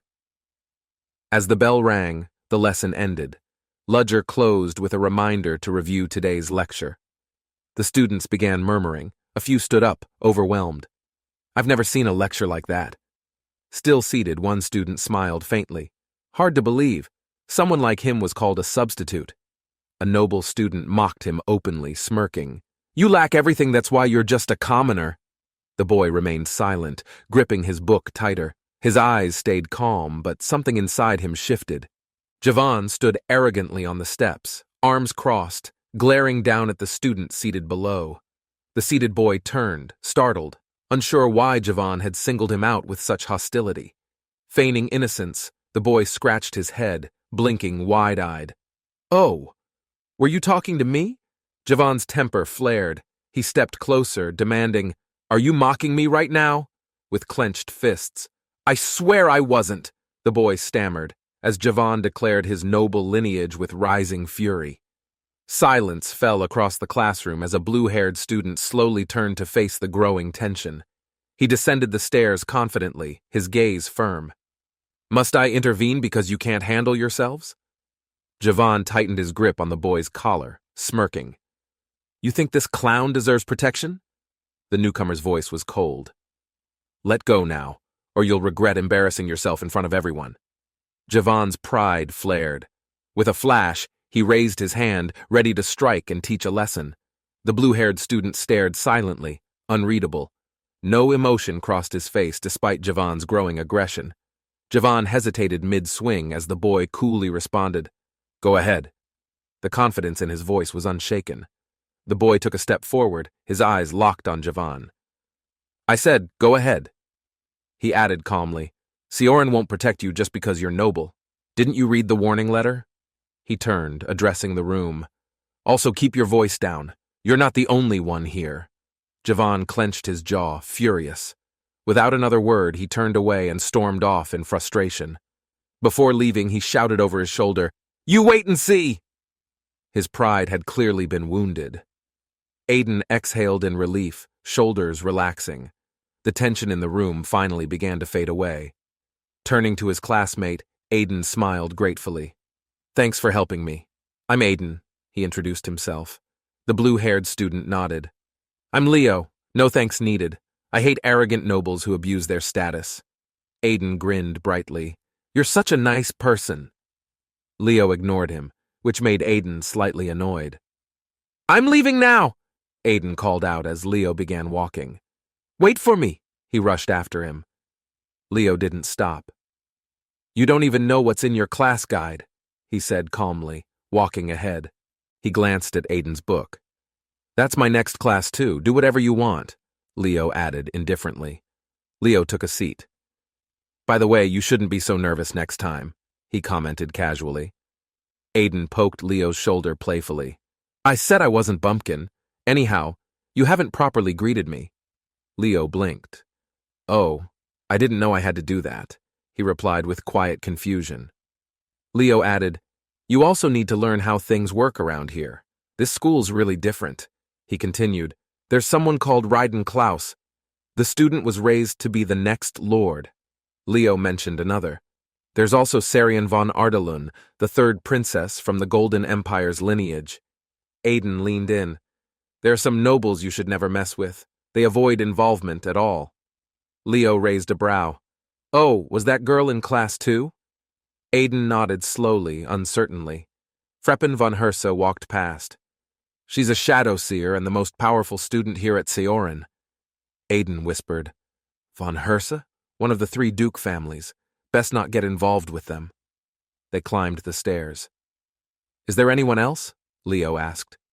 Aiden replied, Maybe, but I'm still learning. Aiden walked beside Leo. There are a few more, I'll explain everything on the way. Want to eat lunch together later? Aiden asked. Leo glanced sideways. Why would I want that? A student nearby smirked quietly, clearly amused by the exchange but choosing to stay unnoticed for now. That student later walked through the corridor, lost in thought, steps quiet beneath the stained glass. He smiled faintly. This is much better than I expected. I didn't think things would go smoothly. The foundation of this world centered around the source code, unlike scientific progress back on Earth. He had hoped to explore magic rationally, but people here didn't accept it that easily. Even the harshest critic couldn't find fault in the alteration shield he'd carefully crafted for testing. He considered using quieter, hidden methods, but the public check fair was only a minor circle event. He glanced around cautiously. To proceed safely, he needed to join discreetly without drawing attention or suspicion. He stood before the door marked private. Is this my private office? He asked quietly. The door creaked open as he stepped inside, taking in the sunlight filtering through the windows. Surprised, he spotted a woman inside, waiting confidently. Her presence caught him completely off guard. She smiled warmly. Welcome, Professor Ludger, she said, greeting him with practiced elegance and sharp eyes. Well, how do you like the interior? She asked, watching his reaction closely with a curious tone. She gestured gracefully. We provide a private space for all teachers working here at Kyorin. You can make yourself as comfortable as you like here, she added, voice calm and welcoming. Ludger nodded slightly. I see, but what brings you here? He asked with measured curiosity. To be honest, it makes me a little nervous, he admitted while keeping a composed expression. She smiled. I'm the president. It's my duty to take care of Seorin's professors like you. Ludger hesitated, thoughts swirling. For some reason, locking eyes with her gave him a strange feeling. Trying to deflect, he asked, Is this the best welcome you could give me? He kept smiling. I wouldn't be more surprised if I ran into a ghost in the night. She replied, Actually, all the new professors were surprised when I visited. You're the last, Ludger. Ludger frowned slightly. She met them all before me? Why did she save me for last? Ludger froze as he studied her calm expression. Wait, does she know something she shouldn't? No matter how secretive the organization is, someone like her could know what's happening inside. She likely monitors all suspicious activity. Does she suspect me already? That would complicate everything. No, it's not fair. I'm not with them just pretending. Don't label me as their ally. Breaking the tension, she said, I heard you grouped freshmen by class. Ludger replied, Yes, no ranks. She nodded thoughtfully. I'm not saying it was wrong. Actually, I agree with your methods. We've accepted many new freshmen. Some are quite powerful and a few use irregular magic as well. Ludger glanced down. Is that so? I haven't fully reviewed the student list yet, he admitted. She added, The princess is here too, so be alert in case something unexpected occurs. Standing gracefully, she smiled. We expect great things from you. The students already seem to admire you. Ludger politely offered tea. She smiled in return but declined. Oh, thank you. I'm busy. She walked to the door, politely saying, Thank you anyway. I look forward to working together. Her hand paused on the doorknob. Silent, thoughtful, her expression shifted as if weighing something serious. Outside, a man asked quietly, Can we trust Professor Ludger? She didn't answer, eyes narrowing with suspicion. The grand hall echoed under their footsteps. She hesitated, uncertain about what she truly believed. Side by side they walked. She explained how she'd been observing those she considered potentially dangerous. Despite her efforts, she'd uncovered nothing concrete. The man beside her raised an eyebrow in response. He had expected her to make progress quickly. She laughed softly, acknowledging his veiled disappointment with calm. Willow confessed using magical surveillance on the man, yet strangely, he remained utterly unreadable to her senses. Willow couldn't understand how he resisted her magic. No student had ever blocked her gaze. That meant he'd met her enchanted eye and endured its pressure through sheer mental strength alone. Seated calmly, he revealed nothing. Not fear, not tension, just silence, as if waiting for her move. Her smile faded slightly. This wasn't an ordinary man. His presence unsettled even her trained instincts. She considered the timeline. Had the previous incident been a ruse to switch him with another? She asked casually what he planned next, her voice light, but her thoughts remained sharp beneath. The man deflected politely, saying he'd watch from afar, though his curiosity was far from idle. They laughed together, a public display of trust. Still, she masked her doubt with practiced grace. She wasn't sure of his identity or goal, but decided to observe quietly a while longer. Elsewhere, the professor felt an unseen pressure building. Something was wrong. His instincts screamed he'd been exposed. Ludger Cherish was summoned alone by the academy director. His thoughts swirled with suspicion and quiet worry. Realizing she'd tried to probe him, he calmly reflected. Nothing he'd done should raise any flags. Glancing at the dossier, he noted details on noble families her background was especially worth remembering. It puzzled him. She hadn't used her family's power to retaliate after the previous confrontation. Maybe she truly meant peace. He'd even rewarded her with points, unsure why it felt off. Ludger Cherish flipped through the documents, thinking about the president's words, so many powerful students this year. One name stood out, a princess backed by the magic tower, already drawing attention across departments. Another file caught his eye, an unfamiliar student said to wield irregular magic, something not easily ignored. His expression tightened. The boy's face stirred something deep in memory, but he couldn't place it. He tapped the armrest absent-mindedly, certain the connection would surface soon. He just needed more time. He reminded himself to stay alert. With these students, letting his guard down could be fatal. The director likely knew about the incident, yet hadn't acted. That in itself was telling enough. That kid matched the customer from that cafe. She'd spoken with confidence, too prepared for coincidence. She must have seen through the illusion. The disguise didn't fool her trained eyes at all. Ludger Cherish exhaled quietly. More than one group might be closing in, and some wouldn't wait politely. He sighed quietly, accepting the role he'd taken. Being a professor meant handling every obligation seriously. A knock interrupted him. A student handed over a slip, looking unsure and slightly nervous. It was a patrol notice. He vaguely recalled something like it mentioned in his contract details. The student hurried off. Clearly, no one wanted to linger around this professor longer than necessary. He checked the paper again and muttered to himself. Now committed, his patrol duties had begun. Under the moonlit sky, he quietly muttered his thoughts, believing that something unusual might unfold tonight. In the courtyard, students gathered. It was late, yet activity buzzed like something was building unseen. A stern voice interrupted. She commanded them to repeat the drill. Her authority silenced the entire group. She reminded everyone there was no excuse for slacking, especially with patrols watching every movement closely. Another student shouted back, frustrated. The tension was rising, and resentment brewed under the surface of discipline. The noble student stepped forward, enraged. Her voice rang loud. She couldn't believe someone dared speak back. The accused girl stood firm, reminding them all that the academy judged merit, not bloodlines or names. Her words were brushed aside.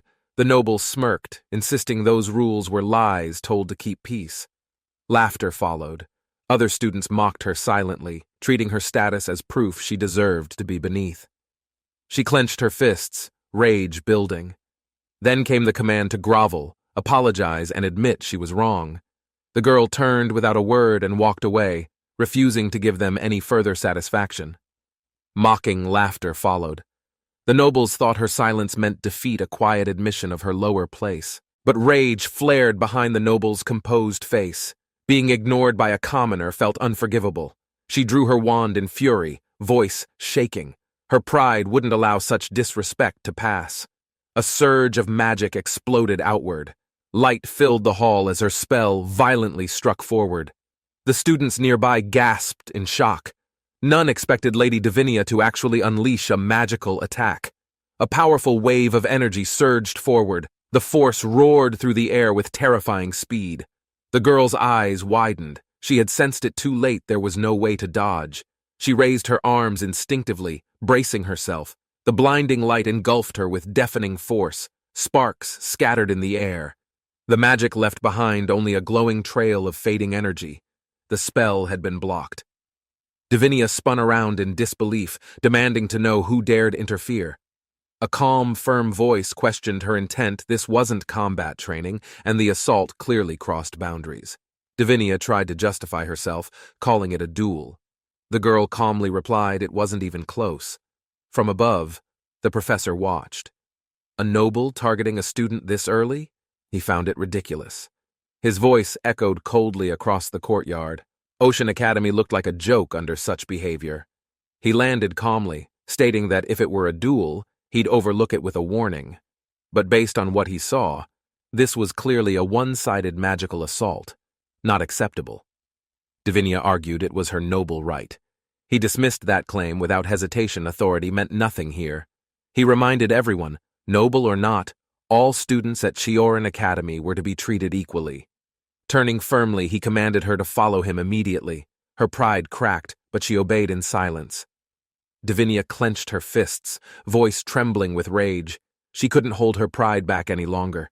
She shouted after him, spitting out her insult, calling him nothing more than a disgraced, fallen noble. He didn't respond. His silent back felt heavier than any words he could have thrown back. Her confidence cracked as whispers spread. Students began doubting the image she'd worked so hard to maintain. Among them, the silver-haired girl finally exhaled, her nerves settling as justice briefly took its place. He froze mid-step, her words echoing behind him. His expression darkened, jaw tightening at the insult. Turning slowly, his voice cut through the courtyard, calm but sharp. "What did you just say to me?" A thick surge of arcane energy erupted behind him as he stepped forward, silence shrouding the hall. One student froze mid-step, her body trembling as his oppressive aura swallowed the room like gravity. His voice echoed coldly, "Say that one more time!" A threat heavy with unspoken consequences. Another student stammered, her breath hitching while eyes widened. The air turned sharp with tension and fear. Ludger Cherish stomped closer, measured and unrelenting, each step declaring authority that silenced the corridor's fading resistance. Ludger Cherish glared down, voice sharp and bitter. "Nothing but a minor noble am I." Students watching nearby gasped as he stepped forward. Panic spread. They dashed away without questioning his tone. A girl with pink hair froze mid-run, wide-eyed, lips parting with fear. "Professor!" Ludger Cherish reached out, gloved hand moving swiftly, cutting through the air before she could turn again. "Professor Ludger!" she screamed, the weight of his name slamming against silence that followed his sudden reach. Ludger's voice rang clear. "You're right!" The pink-haired girl tensed, turning sharply in confused surprise. One student blinked, startled. "Excuse me?" she muttered, unsure whether his agreement was serious or sarcastic. He spoke calmly. I am a fallen noble from a ruined family, but that's irrelevant now. This is Kyoran, and I'm a professor here. You are challenging my authority as a teacher. He stepped closer, tone unwavering. Am I wrong? She flinched, jaw tight, unable to meet his eyes. Ludger Cherish remained silent, sensing tension grow. Selena's voice broke the silence with firm, deliberate control. She acknowledged Lin's unfamiliarity, reminding her she was still adjusting to the Academy's strict social expectations. Selena extended grace once, her stare sharp. This warning came with weight, no tolerance for future missteps. Ludger Cherish questioned Lin gently, ensuring she wasn't harmed. Lin fumbled her response. He smiled, diffusing the scene. With a composed nod, Ludger Cherish asked Selena's assistance. As Selena agreed, he calmly turned and walked away. Lin stood still, surprised. The professor had called her by name, a detail she never expected. Clutching her badge, she wondered, was it memory or mere observation that brought her name forth? In a hall of hundreds, she believed herself unremarkable, a single voice drowned by the gifted elite. Yet his words echoed with certainty, claiming all students stood equal under his watchful guidance and care. Lin smiled faintly, thoughts shifting. She once feared him, but something sincere changed her impression completely. Encouraged by her thoughts, Lin felt motivated. Her fear had faded, replaced by growing determination inside. With a firm slap to her cheeks, she vowed to become the best student in class. Meanwhile, under the quiet night sky, Ludger Cherish sat alone outside, lost in thoughts beyond the academy. A sudden sharp pain surged through his head. Dark whispers echoed voices from a past not buried. Gripping his chest tightly, Ludger Cherish trembled. The shadows returned, bringing memories he fought hard to suppress again. Dark memories surged violently, screams, blood, and broken shapes haunted Ludger Cherish in flashes he couldn't suppress. He clenched his jaw as the noise echoed. Each step brought back the weight of failure. Breathing out, Ludger Cherish muttered a promise. He wouldn't repeat past mistakes, not while students looked up now. Recalling that first day, Ludger Cherish realized he nearly made a grave mistake judging one of them. His suspicions had grown quietly. A student tried to appear normal, but something about them wasn't quite right. Ludger Cherish recalled the girl's odd behavior. Her expression didn't match the situation when their eyes met. She hadn't reacted naturally. Something about her presence felt unnatural, like a mask carefully placed over uncertainty. Though seated calmly, Ludger Cherish's instincts stirred. If she truly faked it, she might possess forbidden knowledge. His gaze sharpened. If she'd learned to manipulate before formal training, that posed a real threat. Morning light broke, but Ludger Cherish remained alert. He needed answers soon before another mistake cost too much. Ludger Cherish repeated the words slowly.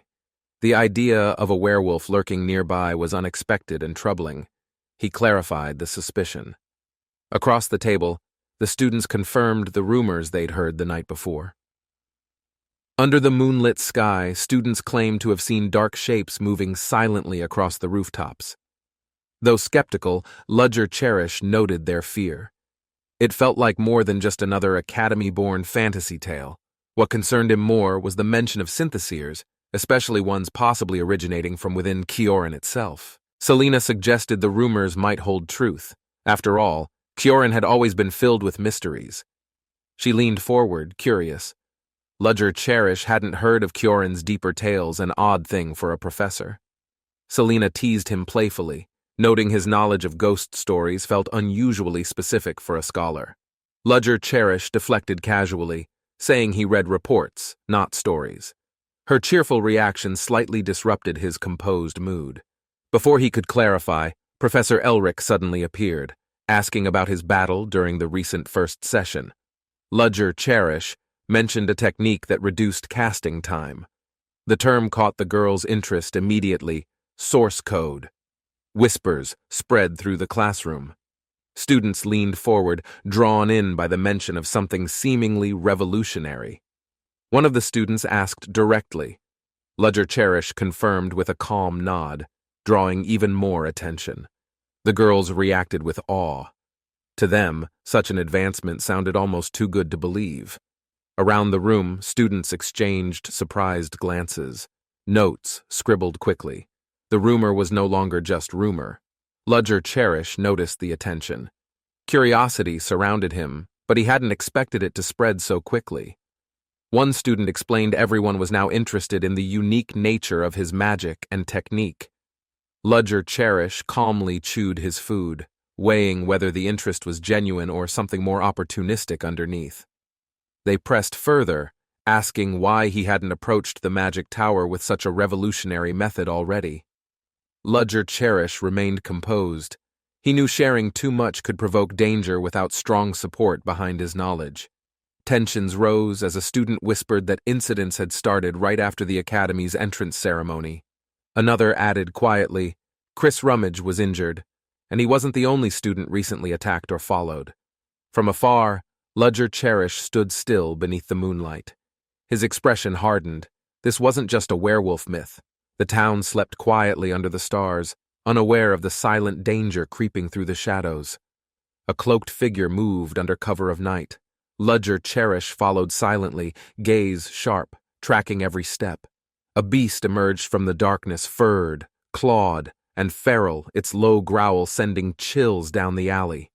Without warning, it lunged forward, claws tearing through the air toward the unaware student standing nearby.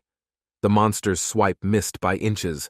The student dodged, barely escaping the razor-sharp claws aimed at him.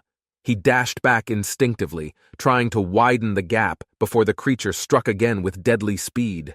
But he wasn't fast enough. A powerful blow landed on his side, knocking him off balance immediately. As the beast landed, a voice spoke calmly. Someone had been waiting, curious about the late arrival.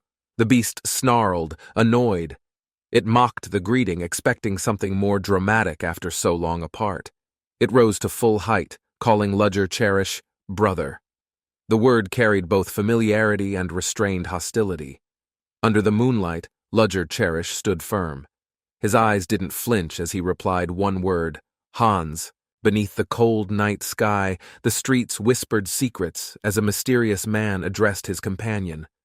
The beast, frustrated and slouched, groaned from the alley, his voice low with exhaustion and annoyance.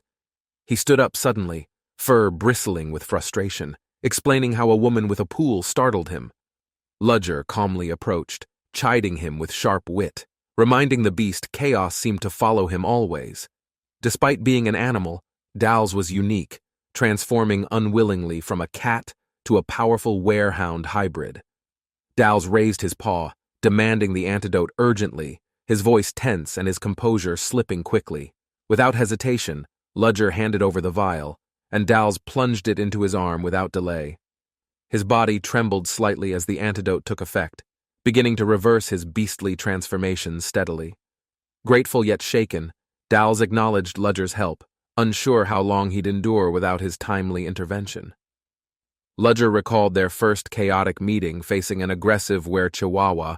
One wrong move would have meant sudden, fatal disaster. Dals asked if Ludger had seen the woman, concern rising in his voice despite the cold. Ludger's reply was vague, triggering Dals to recall vague flashes of mysterious woman, unnatural behavior, and confusion. He struggled to remember details, realizing something strange happened before his transformation took full control again. The situation puzzled Ludger. He questioned what exactly had triggered Dals's partial transformation without a clear source. Later, laughter echoed down the alleyway. Ludger smiled faintly, but the questions behind this incident still lingered deeply. Ludger pulled out an emblem marked First Order, curious if Dals recognized anything about its origin. Dals examined it, recalling rumors of similar cases in the Southwest during the same time frame. Ludger confirmed his suspicion. The emblem likely belonged to a secretive group known only as Black Dawn. The symbol radiated power and malice. Ludger believed this group was behind the mysterious transformation wave occurring. Despite Dals's sarcasm, Ludger stayed focused, convinced his father's disappearance was tied to Black Dawn's growing influence. Dals handed the bag back to Ludger, confirming he never opened it during their entire journey. Ludger recalled Sheridan still waiting somewhere, feeling guilty for the delay and the unexpected complications they'd faced. Dowles reassured him no one could have predicted this mess, and guilt wouldn't solve anything now. They exchanged potions silently, knowing both had relied on their own chemical aids to endure recent events. Ludger questioned Dowles about the letter's instructions, confused why he was told to wait unnecessarily for days. Ludger questioned Dowles, revealing a rumor about a werewolf that had appeared in the capital yesterday. Dowles denied everything, insisting he only arrived that day and wouldn't roam around looking like that. Both stood silent for a moment, tension creeping between them as suspicion began to slowly settle in. A distant, chilling howl echoed. Ludger instantly tensed while Dowles flinched, both sensing something was very wrong nearby. Eyes wide, Dowles asked nervously if it was what he feared. Ludger's grave reply confirmed it was. A lone figure stood atop the tower. Howling, Ludger confirmed it was a real werewolf threat. Under moonlight, the beast prowled the rooftop, its silhouette sharp and threatening against the quiet skyline. Dowles whispered to Ludger, urging him to move quietly. The werewolf hadn't noticed them yet. Ludger observed its pacing, noting the werewolf wasn't attacking. It seemed to be searching for something intentionally. As Ludger turned slightly, something caught his eye tucked in fur, a tag, shining faintly in the dark. Ludger halted Dowles, eyes fixed ahead, saying he needed to confirm something before letting the beast go. He noticed a glint around the werewolf's neck, suspecting it was intentionally placed there by someone. Dowles reached for his weapon, questioning who would purposefully release a werewolf with something like that attached. Ludger spun his revolver, explaining it was a tool from his cryptid hunting days now needed again. Dowles recalled Ludger used an alias back then, curious to hear the name he once went by. Dowles hesitated before speaking the name aloud, Van Helsing, a title once feared across many dark paths. Ludger stepped forward calmly, revealing his full identity. Abraham Van Helsing, once a cryptid hunter, now professor. On the rooftop, the werewolf noticed movement below, claws clicking as it shifted its stance cautiously. Ludger paced the alley with focus, drawing the beast's attention as tension filled the still air. With a vicious growl, the werewolf launched forward, dashing toward Ludger with speed and primal aggression. Ludger landed firmly on the ground, facing the charging werewolf, unflinching as tension filled the air. The werewolf growled deeply, blood dripping from its claws, eyes burning with hostility and confusion toward Ludger. Ludger confirmed his suspicion the beast wore a band around its neck. He wanted to question it directly. He hoped to subdue it, not kill it, longing for answers buried in the creature's memories.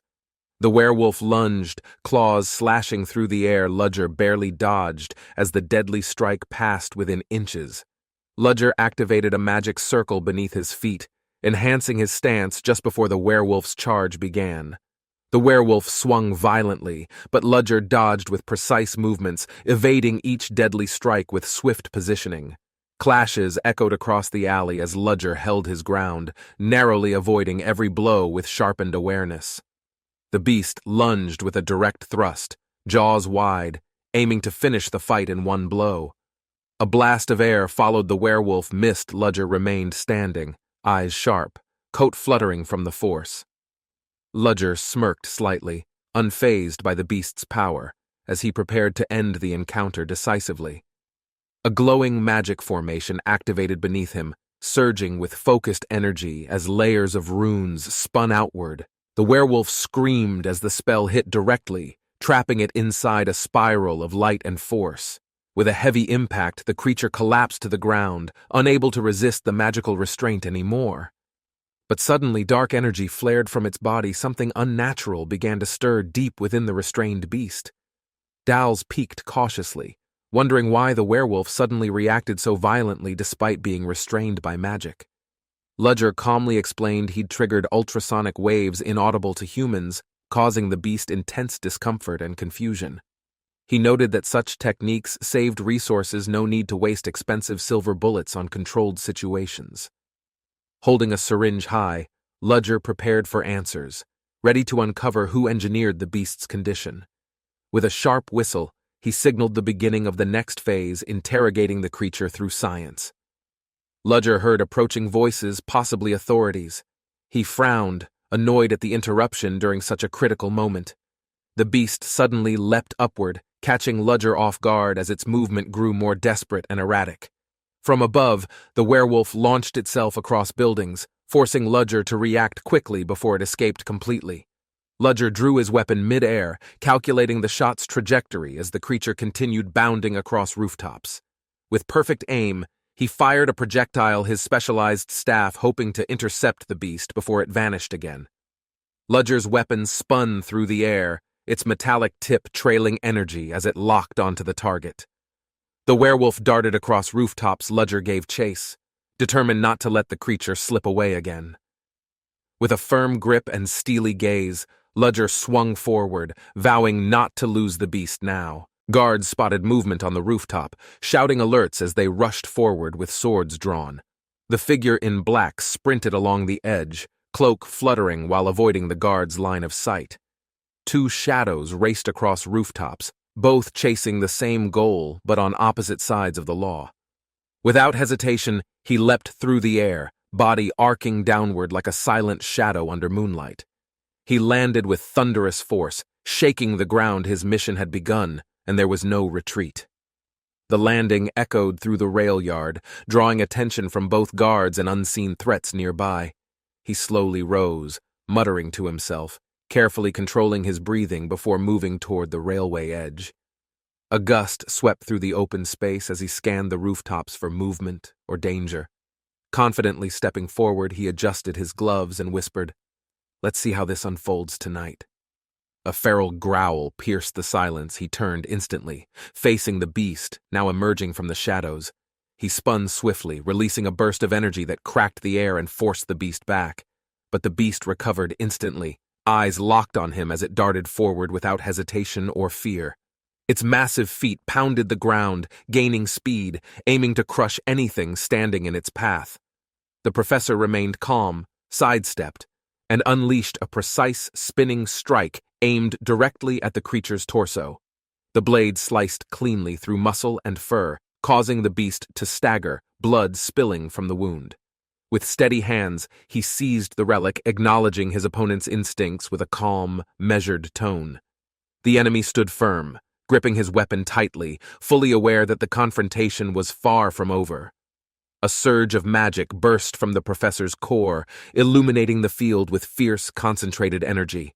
The blast exploded outward, striking hard against the beast's chest, forcing it to stumble several steps back. Amid the fading light, his fingers tightened around the hilt, ready to draw the blade for real combat. A sharp strike arced through the air, the blade cutting close and forcing the creature to recoil. It staggered, surprised by the sudden impact, baring its teeth with a low snarl and widened eyes. Without delay, the professor launched forward, closing the distance quickly to maintain the pressure on his enemy. He weaved through the rooftop edge, feet gliding across the surface as he prepared the next attack. A burst of energy exploded beneath his step, launching him toward the creature in a glowing streak. The beast roared, its growl rumbling through the rooftop as it launched forward with deadly intent. The professor shifted stance and met the charge, striking fast before the creature's claws could fully descend. A blow connected hard, fist slamming into furred jaw, forcing the creature's head to twist sideways mid-motion. He followed up with precise footwork, sliding beneath its arm, blade reflecting light as it passed closely. Spinning on his heel, the professor raised his weapon again, eyes sharp and focused on the target. The spinning orb activated, energy swirling tightly, signaling the release of a hidden technique in motion. A brilliant arc slashed across the night sky, forcing the werewolf and professor to separate paths. Heavy breaths followed as both figures disappeared across rooftops, their chase continuing beyond nearby sight. A student walked quietly through the alley, murmuring about the professor's sudden departure and extended absence. Just as he turned the corner, a noise startled him. Something heavy had landed without warning. A scream echoed through the alley as the werewolf leapt down, claws still stained from battle. The professor landed beside the student, scolding him lightly for wandering alone after a dangerous night. They discussed the beast's strange nature, wondering if this was the same one from the earlier pursuit. The cat chimed in, revealing it had followed the trail and reached the same spot eventually. The werewolf growled, speaking clearly this attack wasn't random. It had been summoned artificially by someone else. The student reflected aloud, wondering if their involvement with the case had drawn too much attention lately. The professor proposed relocating, suggesting it was safer to operate beyond the city's heavily watched districts. With the werewolf incident resolved, their next goal shifted toward gathering intelligence from scattered sources quietly. The professor planned to distract others while his companions investigated, ensuring no suspicions fell on their group. Agreeing with the strategy, the student nodded, trusting his mentor's approach to managing risk and collecting truth. The professor recalled the werewolf's strange behavior, certain it was influenced by a deeper external force.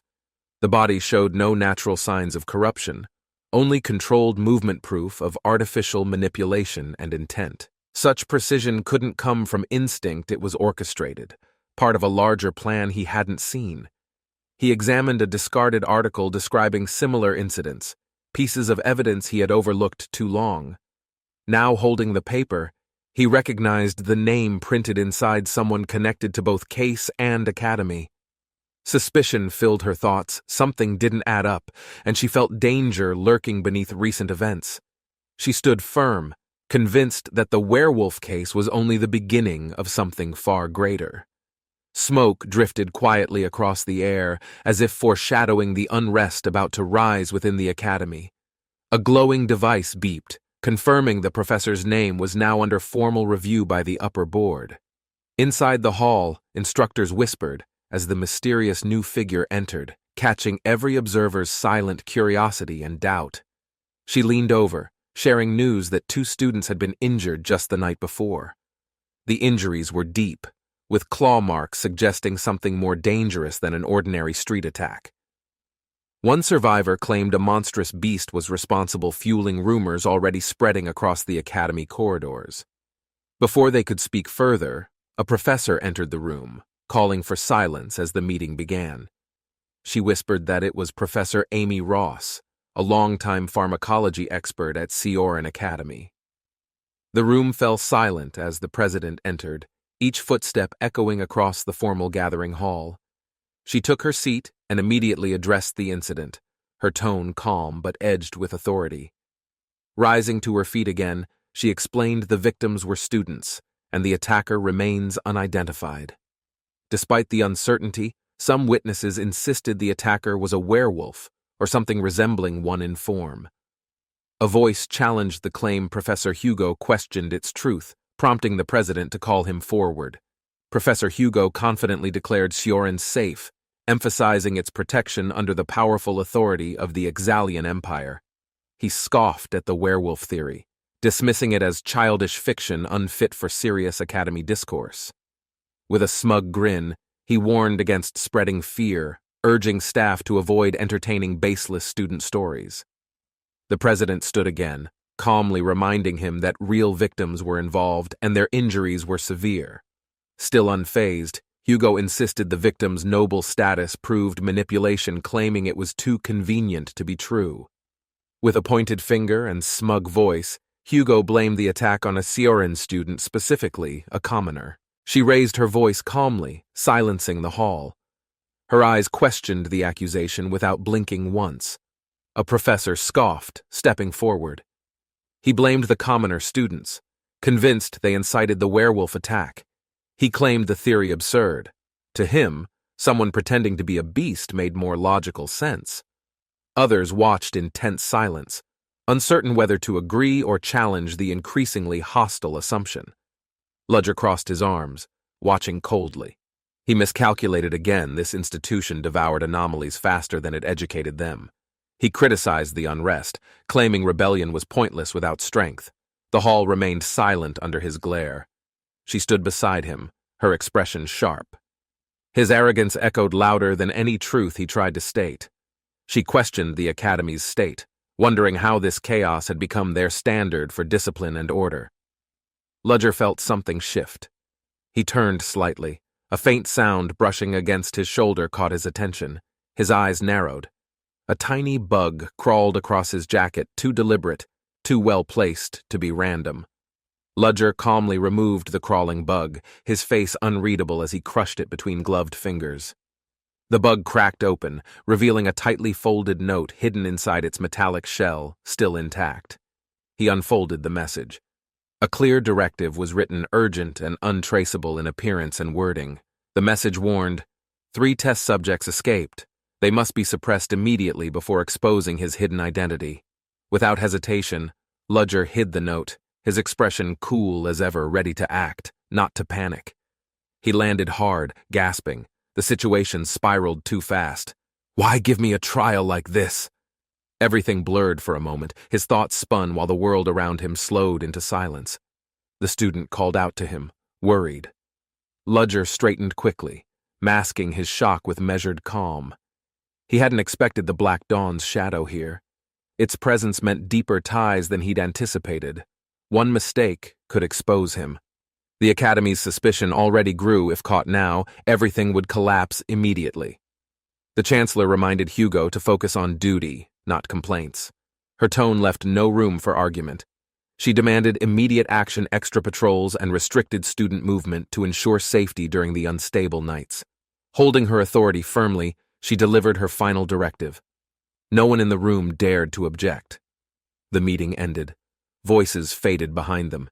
Each professor left, thoughts heavy with duty and hidden motives. Outside, Ludger walked alone, his steps steady, yet inside, his thoughts raced faster than his pace. Ludger's voice cut through the air. He faced the trees, already certain someone was nearby listening. The hidden student flinched at his words. Her breath caught, nerves building as she was discovered. She stepped out slowly, sunlight breaking through leaves as if revealing her against the calm academy backdrop. Leaves danced around her.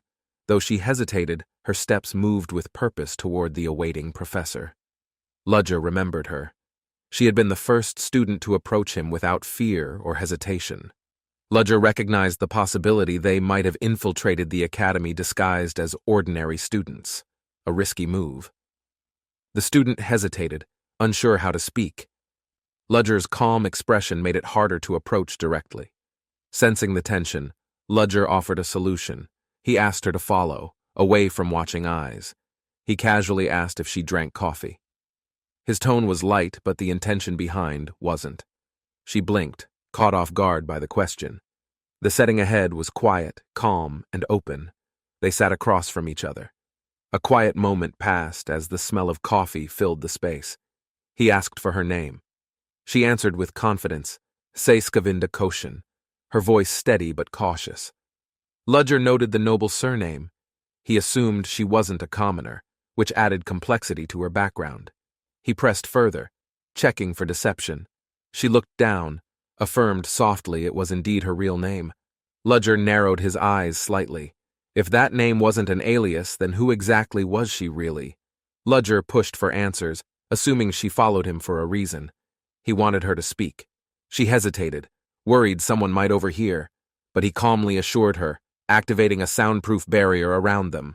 Ludger declared her title unnecessary. From now on, she'd refer to him strictly as the First Order. She protested instinctively, embarrassed by the idea. He questioned her again, concerned about her carelessness in public. She agreed quickly, then he redirected her, back to the main point. What's the current situation? She nodded. She explained calmly, the werewolf incidents were caused by affiliate groups tied to their organization's hidden operations. The Seamus faction had been expelled. Still, they continued secret experiments involving black magic and forbidden tests. One test subject escaped. It reached the city through the drainage system, triggering the recent violent chaos. She apologized quickly, fearing she had overstepped. Ludger, however, urged her to continue without hesitation. She hesitated, then admitted she'd heard rumors connecting the incident to Ludger, so she sought him directly. Ludger admitted the truth. He'd only borrowed the name Victor Dreadpool under unusual, unforeseen circumstances. He decided to delay reporting to headquarters. Since the situation changed, fewer subjects needed suppression. He clarified further he'd already captured one in Lethabel 2 days ago. Only 2 remained. The girl was surprised. He described the captive as someone suspicious posing as a professor in Lethabel. He studied her quietly. For someone so resourceful and bold, why did she still feel out of place? Ludger considered her background. Maybe her noble status was why the organization didn't treat her seriously. He remembered Theorin's collapse, once balanced, now tipping into chaos. The girl might be the unexpected factor. This situation wasn't ordinary. It was a rare opportunity, access to buried secrets through an underestimated informant. She handed him classified documents. They outlined internal unrest, hidden pressure, and rising tensions from both sides. He acknowledged her. If chaos grew, her involvement could become critical. He'd report her to command directly. Before leaving, Ludger paused. He had one last comment, his voice calm but unexpectedly considerate. He complimented her progress, noting how much clearer her reports were compared to their first meeting. She looked surprised. His words weren't just formality. They carried a rare, genuine acknowledgement of her efforts. As he walked away, her eyes followed quietly, the weight of his praise settling in slowly. She lowered her head slightly, whispering her thanks not loud but sincere. It truly meant something to her. Through the window, she glanced back. A strange sensation lingered the moment she stepped out alone. Something flickered in the air. She raised her hand, confused. What was that? Just now? It felt like magic, subtle but controlled. Why would anyone need magic during a simple conversation? A figure watched closely from nearby. Her thoughts sharpened. Who are they, those two people inside? In the large auditorium, students sat attentively while the professor's voice echoed through the grand marble hall. Among them, a sharp-eyed girl silently observed, her thoughts wandering far from the lecture's topic. She recalled a strange, magical glow seen through the cafe window, a spell meant to block sound. That type of spell required strong power ordinary people couldn't see it. She questioned the purpose behind it. The professor dismissed the class, warning them of strange rumors. She remained deep in thought, still uncertain. Excited whispers filled the lecture hall. Students spoke about a werewolf sighting near the academy's outer walls.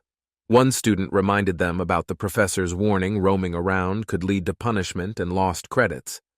Still, the rumor spread quickly. Some claimed the city even offered a reward for capturing the creature. A friend asked Aiden for his opinion.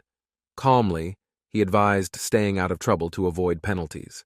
Leo agreed, saying they shouldn't interfere. With victims involved, the professors should handle it, not curious students. Tacy slammed the table loudly, startling Aiden and Leo, who were just finishing their casual morning talk. Leo greeted her calmly, trying to diffuse her energy.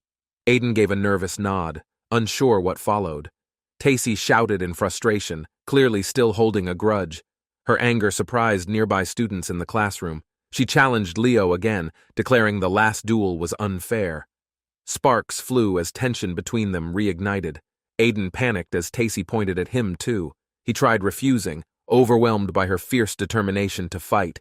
Tacy exploded with frustration, slamming the table again. Aiden raised his hands, trying to calm her down. He explained he had classes during the day, and nights were dangerous because of the roaming werewolf. Tacy accused him of making excuses, calling him scared. Her words provoked both boys into silent embarrassment. Leo laughed awkwardly, admitting it sounded like fear. Tacy then proposed settling things another way without fighting. She declared a new challenge: whoever captures the werewolf first wins. Both boys stared, caught off guard again. Aiden hesitated, but Leo casually agreed. His response caught Aiden off guard and made him panic slightly. Tacy pointed fiercely, shouting at them not to back out. She warned them not to whine later. She marched away with determination. Aiden stared after her, stunned by how quickly she exited with confidence. Aiden questioned Leo's sudden agreement. Leo shrugged, saying he only went along to keep things from escalating. They both realized Tacy might seriously hunt the werewolf alone. Aiden grew worried. Leo quietly doubted her plan. Aiden and Leo stood up quickly, startled by Tacy's sudden exit, and unsure whether to follow her. Leo rushed to the window. He scanned the grounds and spotted her running toward the courtyard gate. From above, They watched her sprint toward the dormitory path. Leo questioned when she got that far. Aiden hoped she was just heading to her room. He felt relieved thinking she chose the safe option. But outside, Tacy stopped. Her expression showed no hesitation. She wasn't going to the dorms, she had another plan. Realizing her direction, Aiden and Leo panicked. They shouted, knowing she was heading straight toward real danger. Meanwhile, night settled over the academy. Shadows deepened as the sky turned dark above the quiet rooftops. A cloaked man walked swiftly through the academy grounds, scanning the surroundings with alert and experienced eyes. He sensed movement. Tension built in the air. The atmosphere felt unnatural. Something unusual was definitely happening tonight. He confronted a staff member, asking if they'd noticed anything odd. Something was definitely stirring in the dark. The nobleman mocked the professor's past, amused that someone with a fallen status would dare hold authority. But the professor stood firm.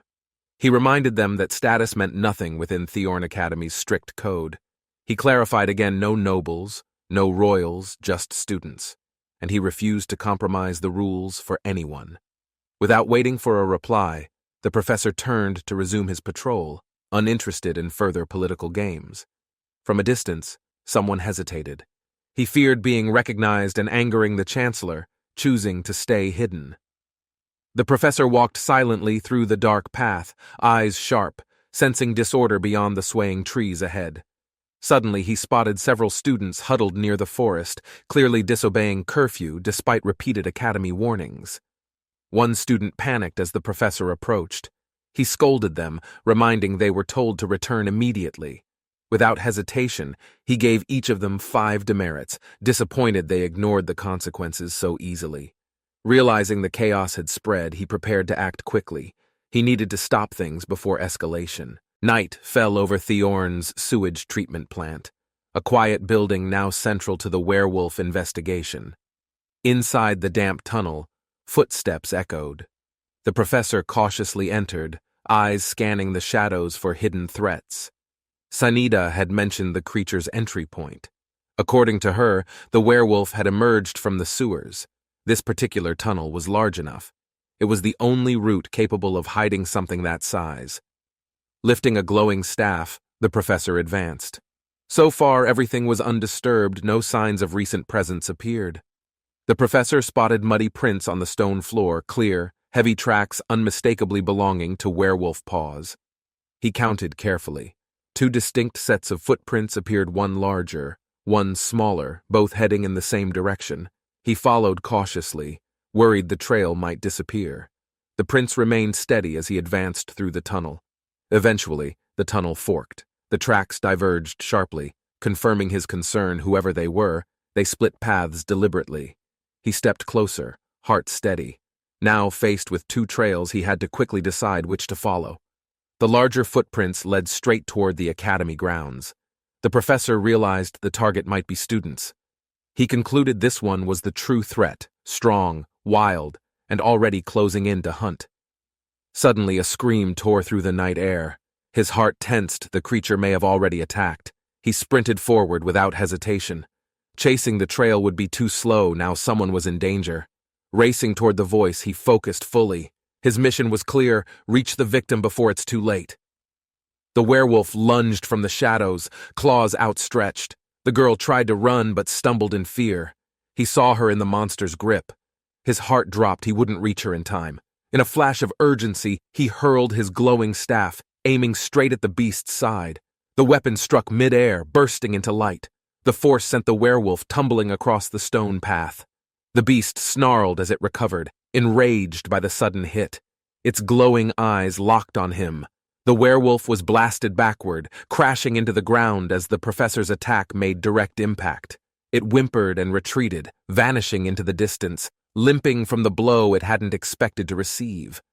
Under the moonlight, the professor approached calmly. The girls stared at him with both awe and relief. One of them recognized him instantly and called out, "Professor Rudiger!" Her voice trembled with gratitude. He nodded once and quietly said her name, Renee. Then he addressed her full title with respect. Both girls responded quickly, flustered but alert.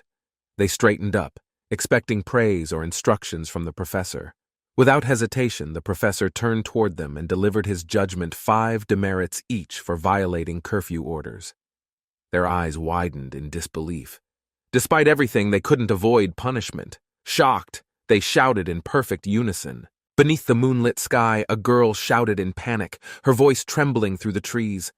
She confronted the dark-haired professor, frustration rising as she questioned his cold and calculated decisions aloud. Tense silence followed her outburst. Guilt and fear flickered in her eyes as he answered curtly.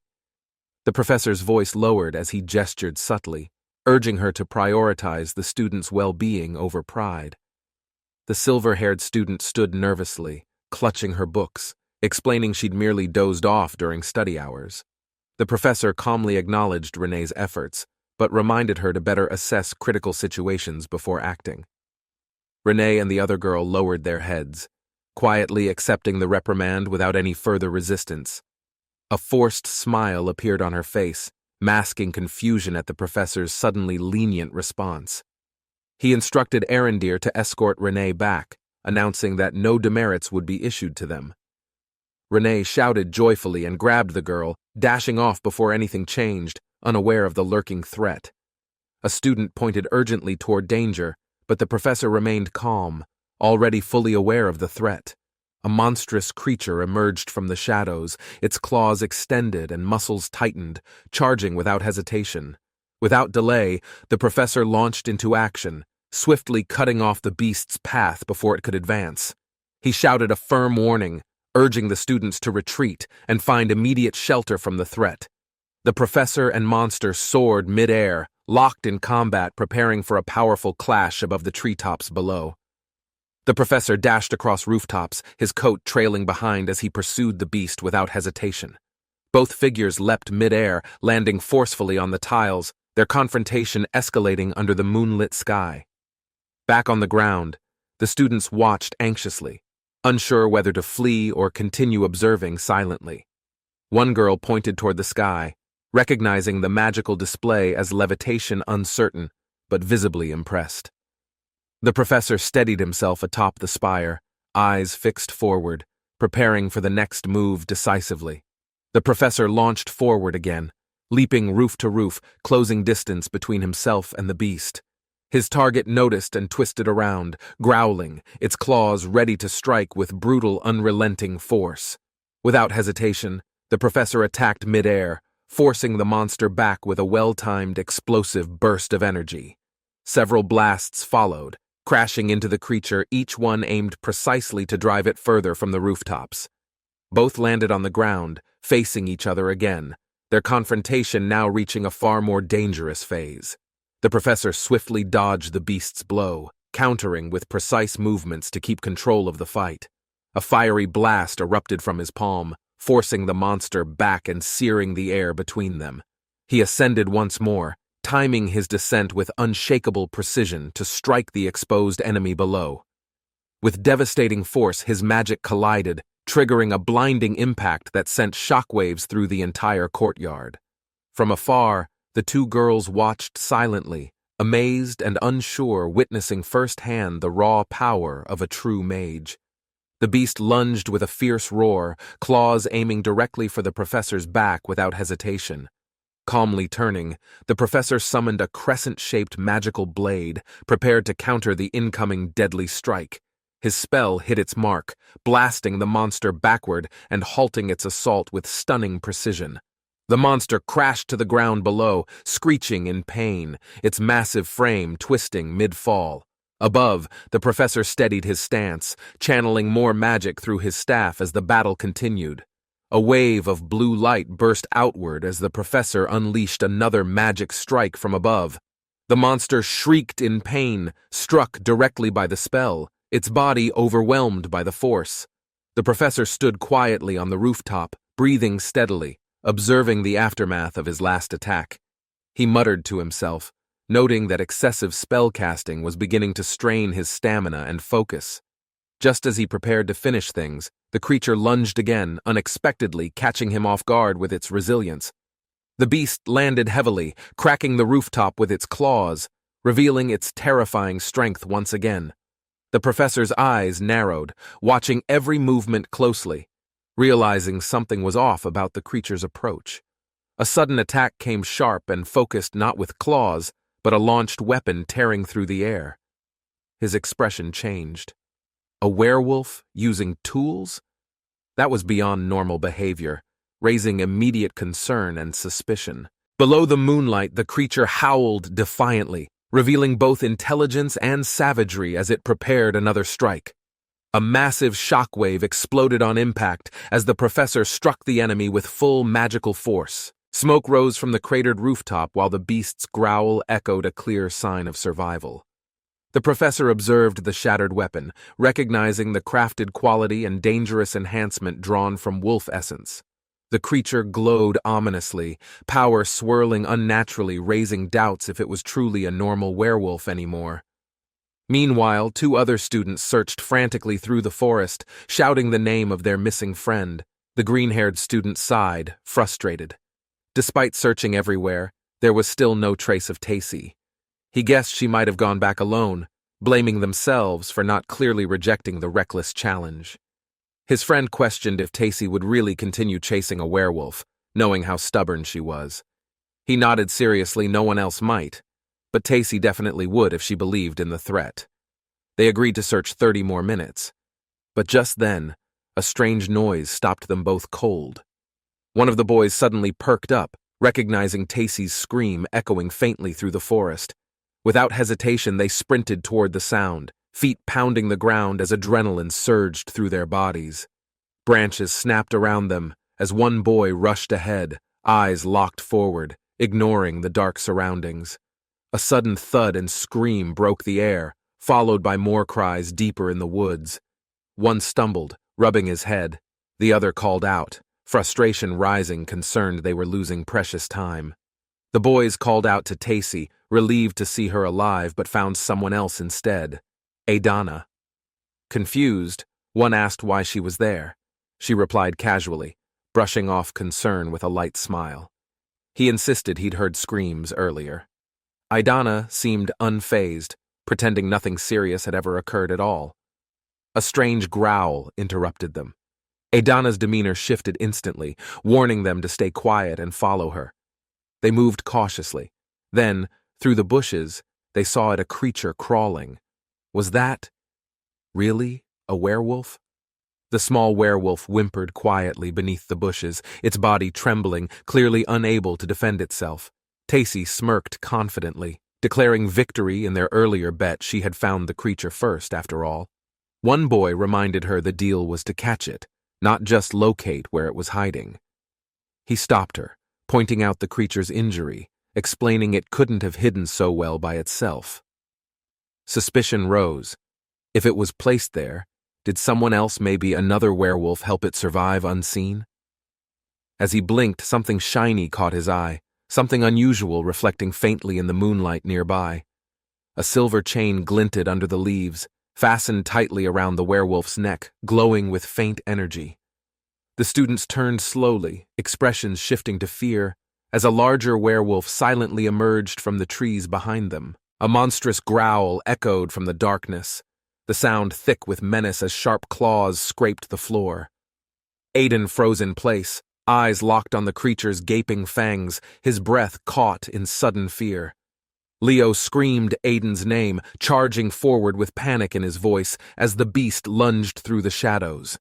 The monster's claws slashed downward, Aiden barely dodged, but the force sent both him and Leo flying apart. Leo slid across the ground, gritting his teeth, yelling Aiden's name again as the danger rushed closer. The werewolf growled low as the red-haired girl stepped back, eyes wide and voice trembling with fear. Clenching her fists, she forced herself to breathe, calming her nerves as she eyed the threat ahead. Driven by duty and pride, she vowed silently to defeat the beast and reclaim her family's honor. Just as she prepared to strike, the werewolf's eye twitched, sensing movement as someone lunged toward her. A boy tackled her to the ground, saving her from the attack. Her eyes widened in disbelief. Aiden burst through the trees, panting heavily as he yelled her name, determined to reach her side. Tacy stared in shock as Leo shielded her, ignoring his injuries while making sure she was safe. She questioned his actions, voice shaking, but Leo stood firm, protecting a friend mattered more than fear. Both of them turned cautiously, watching the werewolf retreat slowly, its growl echoing through the night air. Leo stepped forward, analyzing the situation calmly. He believed the werewolf was defending something more important than itself. Leo looked at the werewolf, speaking gently, trying to confirm his thoughts without showing any fear. Tacy shouted in disbelief, not trusting that a wild werewolf would respond to anything they said logically. Leo held his ground, assuring the werewolf he meant no harm, watching its silent, tense reaction carefully. The werewolf slowly turned away, releasing a deep growl, then retreated into the trees without further confrontation. Leo explained his reasoning calmly, believing the werewolf acted out of instinct to protect its young child. Leo and Tacy listened closely as Aiden stepped forward, asking them to trust his strange decision. Aiden approached slowly, raising his hands to show peace, assuring the werewolf he meant no harm. He gently asked about the baby's condition, believing it was suffering and needed help to recover. Aiden offered a small potion from his pocket, hoping its effects might ease the young werewolf's pain. The werewolf hesitated, but extended its arm cautiously as Aiden reached out with the glowing bottle. Suddenly, a sharp gust of light burst from the sky, blinding everyone and shaking the ground. The werewolf roared in pain as the radiant force slammed into its body with tremendous magical pressure. The light erupted violently, scattering energy across the clearing and forcing the others to shield their eyes. Through the blinding glow, the werewolf trembled, standing upright again while everyone watched in stunned silence and awe. A calm voice interrupted. Someone stepped forward, cloaked in authority, questioning what they were doing in this place. Tacy and Aiden gasped in unison as Professor Rudiger appeared, his presence overwhelming and impossible to ignore. He ordered them to step back, his tone sharp and commanding, as the students hesitated, but complied quickly. Leo rushed between them, raising his hand, asking the professor to stop and listen for a moment. Leo insisted that the werewolf could understand speech, begging Rudiger not to attack it without hearing him out. The professor narrowed his eyes, clearly unconvinced, and questioned Leo's claim with visible doubt and sharp skepticism. Leo stepped forward again, insisting it wasn't nonsense, trying to explain the werewolf's possible understanding calmly. Professor Rudiger's stern face twitched as he stared silently at Leo, the air tense between them both. Leo smiled nervously, but something about Rudiger's expression shifted strangely, drawing Leo's attention in confusion. Without warning, Rudiger struck with speed, pushing Leo back as surprise flashed across both of their faces. Leo stumbled, his mind racing. He noticed the professor's face change, filled with something unsettling and unreadable. A spark ignited overhead, casting a wave of heat as flames erupted and lit the entire field. The students stood frozen beside the blaze, watching Professor Rudiger summon fire that cleared the tension instantly. Rudiger glanced back at Leo, voice calm but firm, saying he'd address the incident the next day. Without turning, Rudiger commanded them to return, the flames rising behind him as a clear warning to obey. Silence followed. The fire faded. A new day's light crept in, replacing tension with cautious, morning calm. The three students sat in silence around the table, nervous and unsure of what awaited them. Leo panicked loudly, blaming fate for getting caught by Rudiger Tacy, and Aiden quietly shared his concern. Tacy clenched her fists under the table, blaming herself for appearing weak and letting everyone down again. Aiden stared downward, reflecting on everything that happened, guilt creeping in despite his earlier confidence and bravery. A cheerful voice broke the tension. A smiling woman entered gracefully, greeting them like nothing serious had happened. The trio stood up in shock, voices raised as they recognized the Chancellor entering the room herself. She waved them down gently, urging them to relax while Rudiger stood silently beside her, watching. Leo whispered nervously, assuming this meeting meant serious consequences far beyond a normal scolding or detention punishment. Rudiger confirmed his fears, stating their reckless actions could have caused real harm if things had gone wrong. Silently, The three students sat still, the weight of the professor's words pressing heavily on their minds. The chancellor smiled warmly, urging them not to look so hopeless and asking Rudiger to ease up. She acknowledged the seriousness but reminded everyone that Aiden explained everything clearly during the follow-up report. Turning to Aiden, she praised his protective instincts, noting how he shielded Tacy without hesitation or fear. Despite their reckless actions, she decided to reward them, recognizing their courage in a dangerous and unclear situation. All three students gasped in disbelief as the chancellor announced 20 merits each with a kind smile. The chancellor confirmed the reward decision, asking Rudiger if he had any objections to her verdict. Rudiger gave a formal nod, agreeing to her words, though his face remained unreadable as always.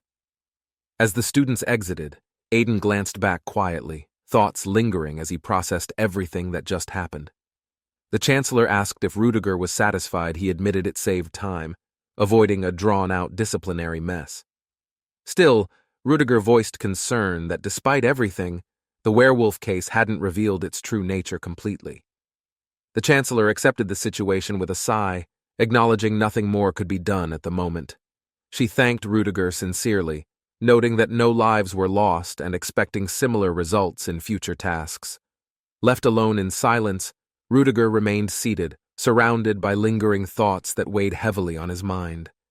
He looked up slowly, whispering to himself as his mind drifted back to an earlier encounter.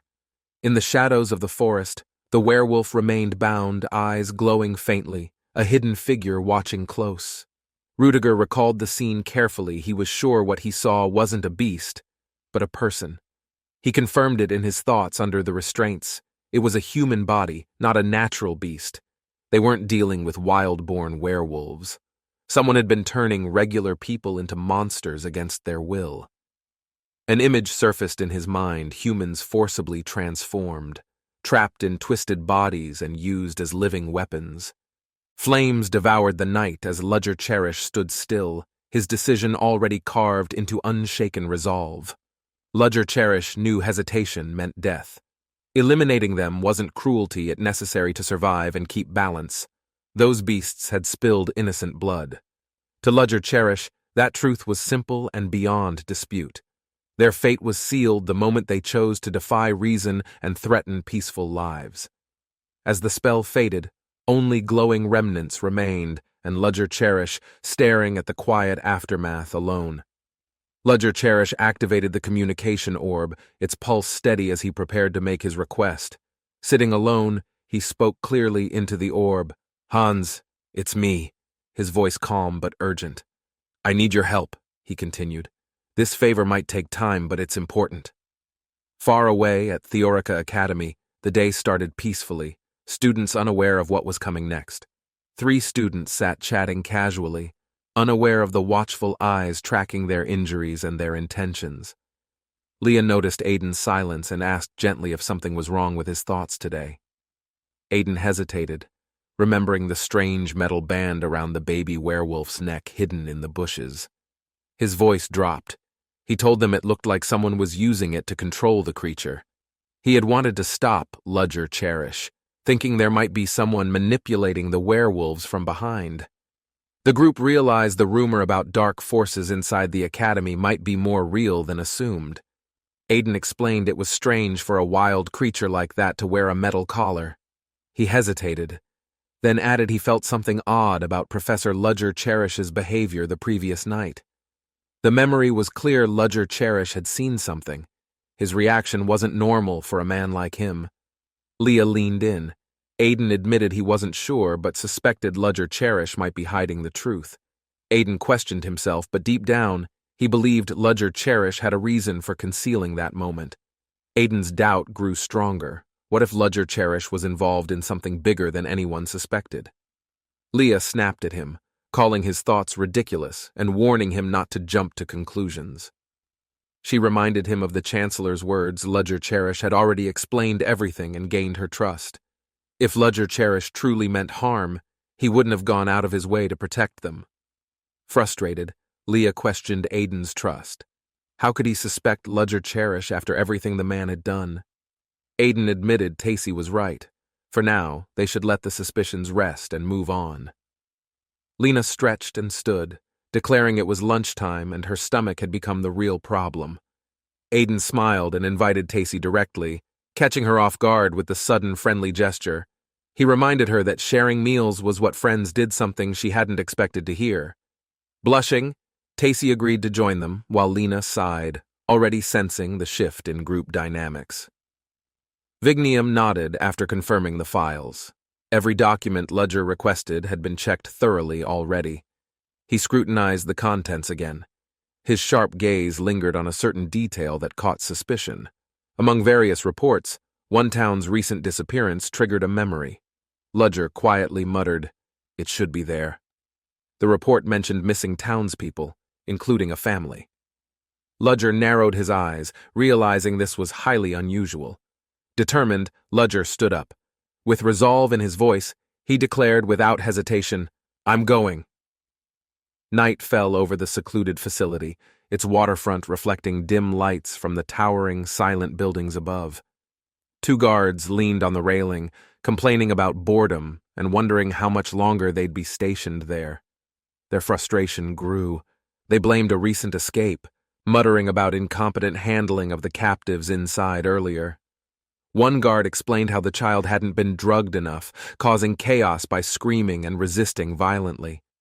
Surprisingly, the werewolf parents had recognized their son, breaking control and shocking everyone with unexpected emotional memory. The guard recounted how chaos broke out, leading to the family's escape through force and confusion.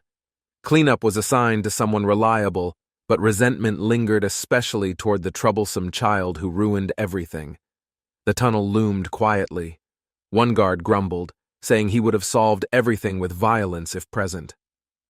Suddenly, a faint sound echoed. Both guards paused, eyes narrowing toward the darkness beyond the entrance. Tension rose.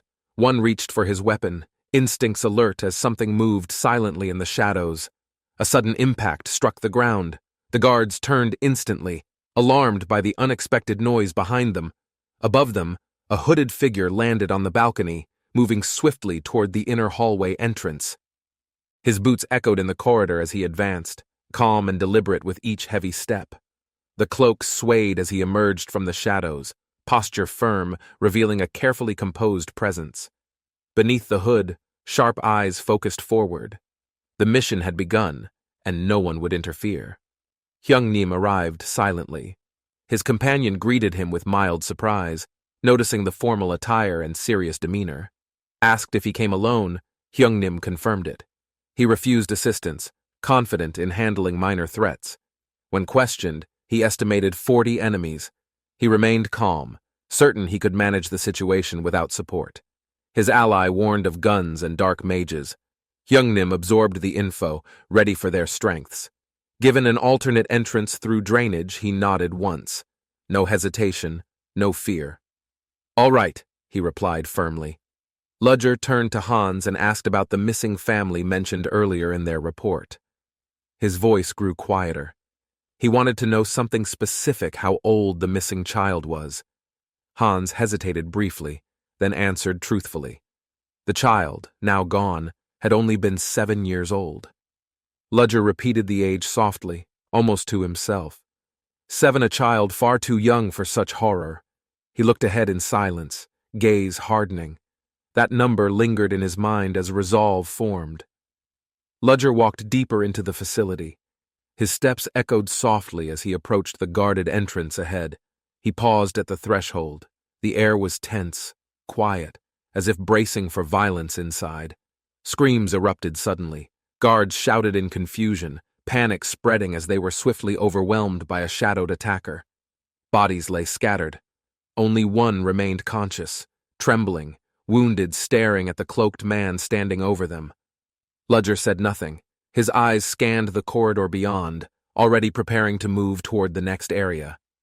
A mechanical insect hovered silently near the ceiling, its lens reflecting movement and conversations inside the facility. Unaware, guards discussed their duties casually, monitoring operations while unaware they were being watched from above. One man paused, suspicious. He sensed something was off, his instincts warning of a hidden threat. He issued orders quickly. All units were told to respond and converge near the suspicious activity zone. Elsewhere, the insect returned to its handler. Observing quietly, Ludger noted, "Better they don't realize too soon." The man smirked while observing the insect, whispering his intent to kill without facing any consequences.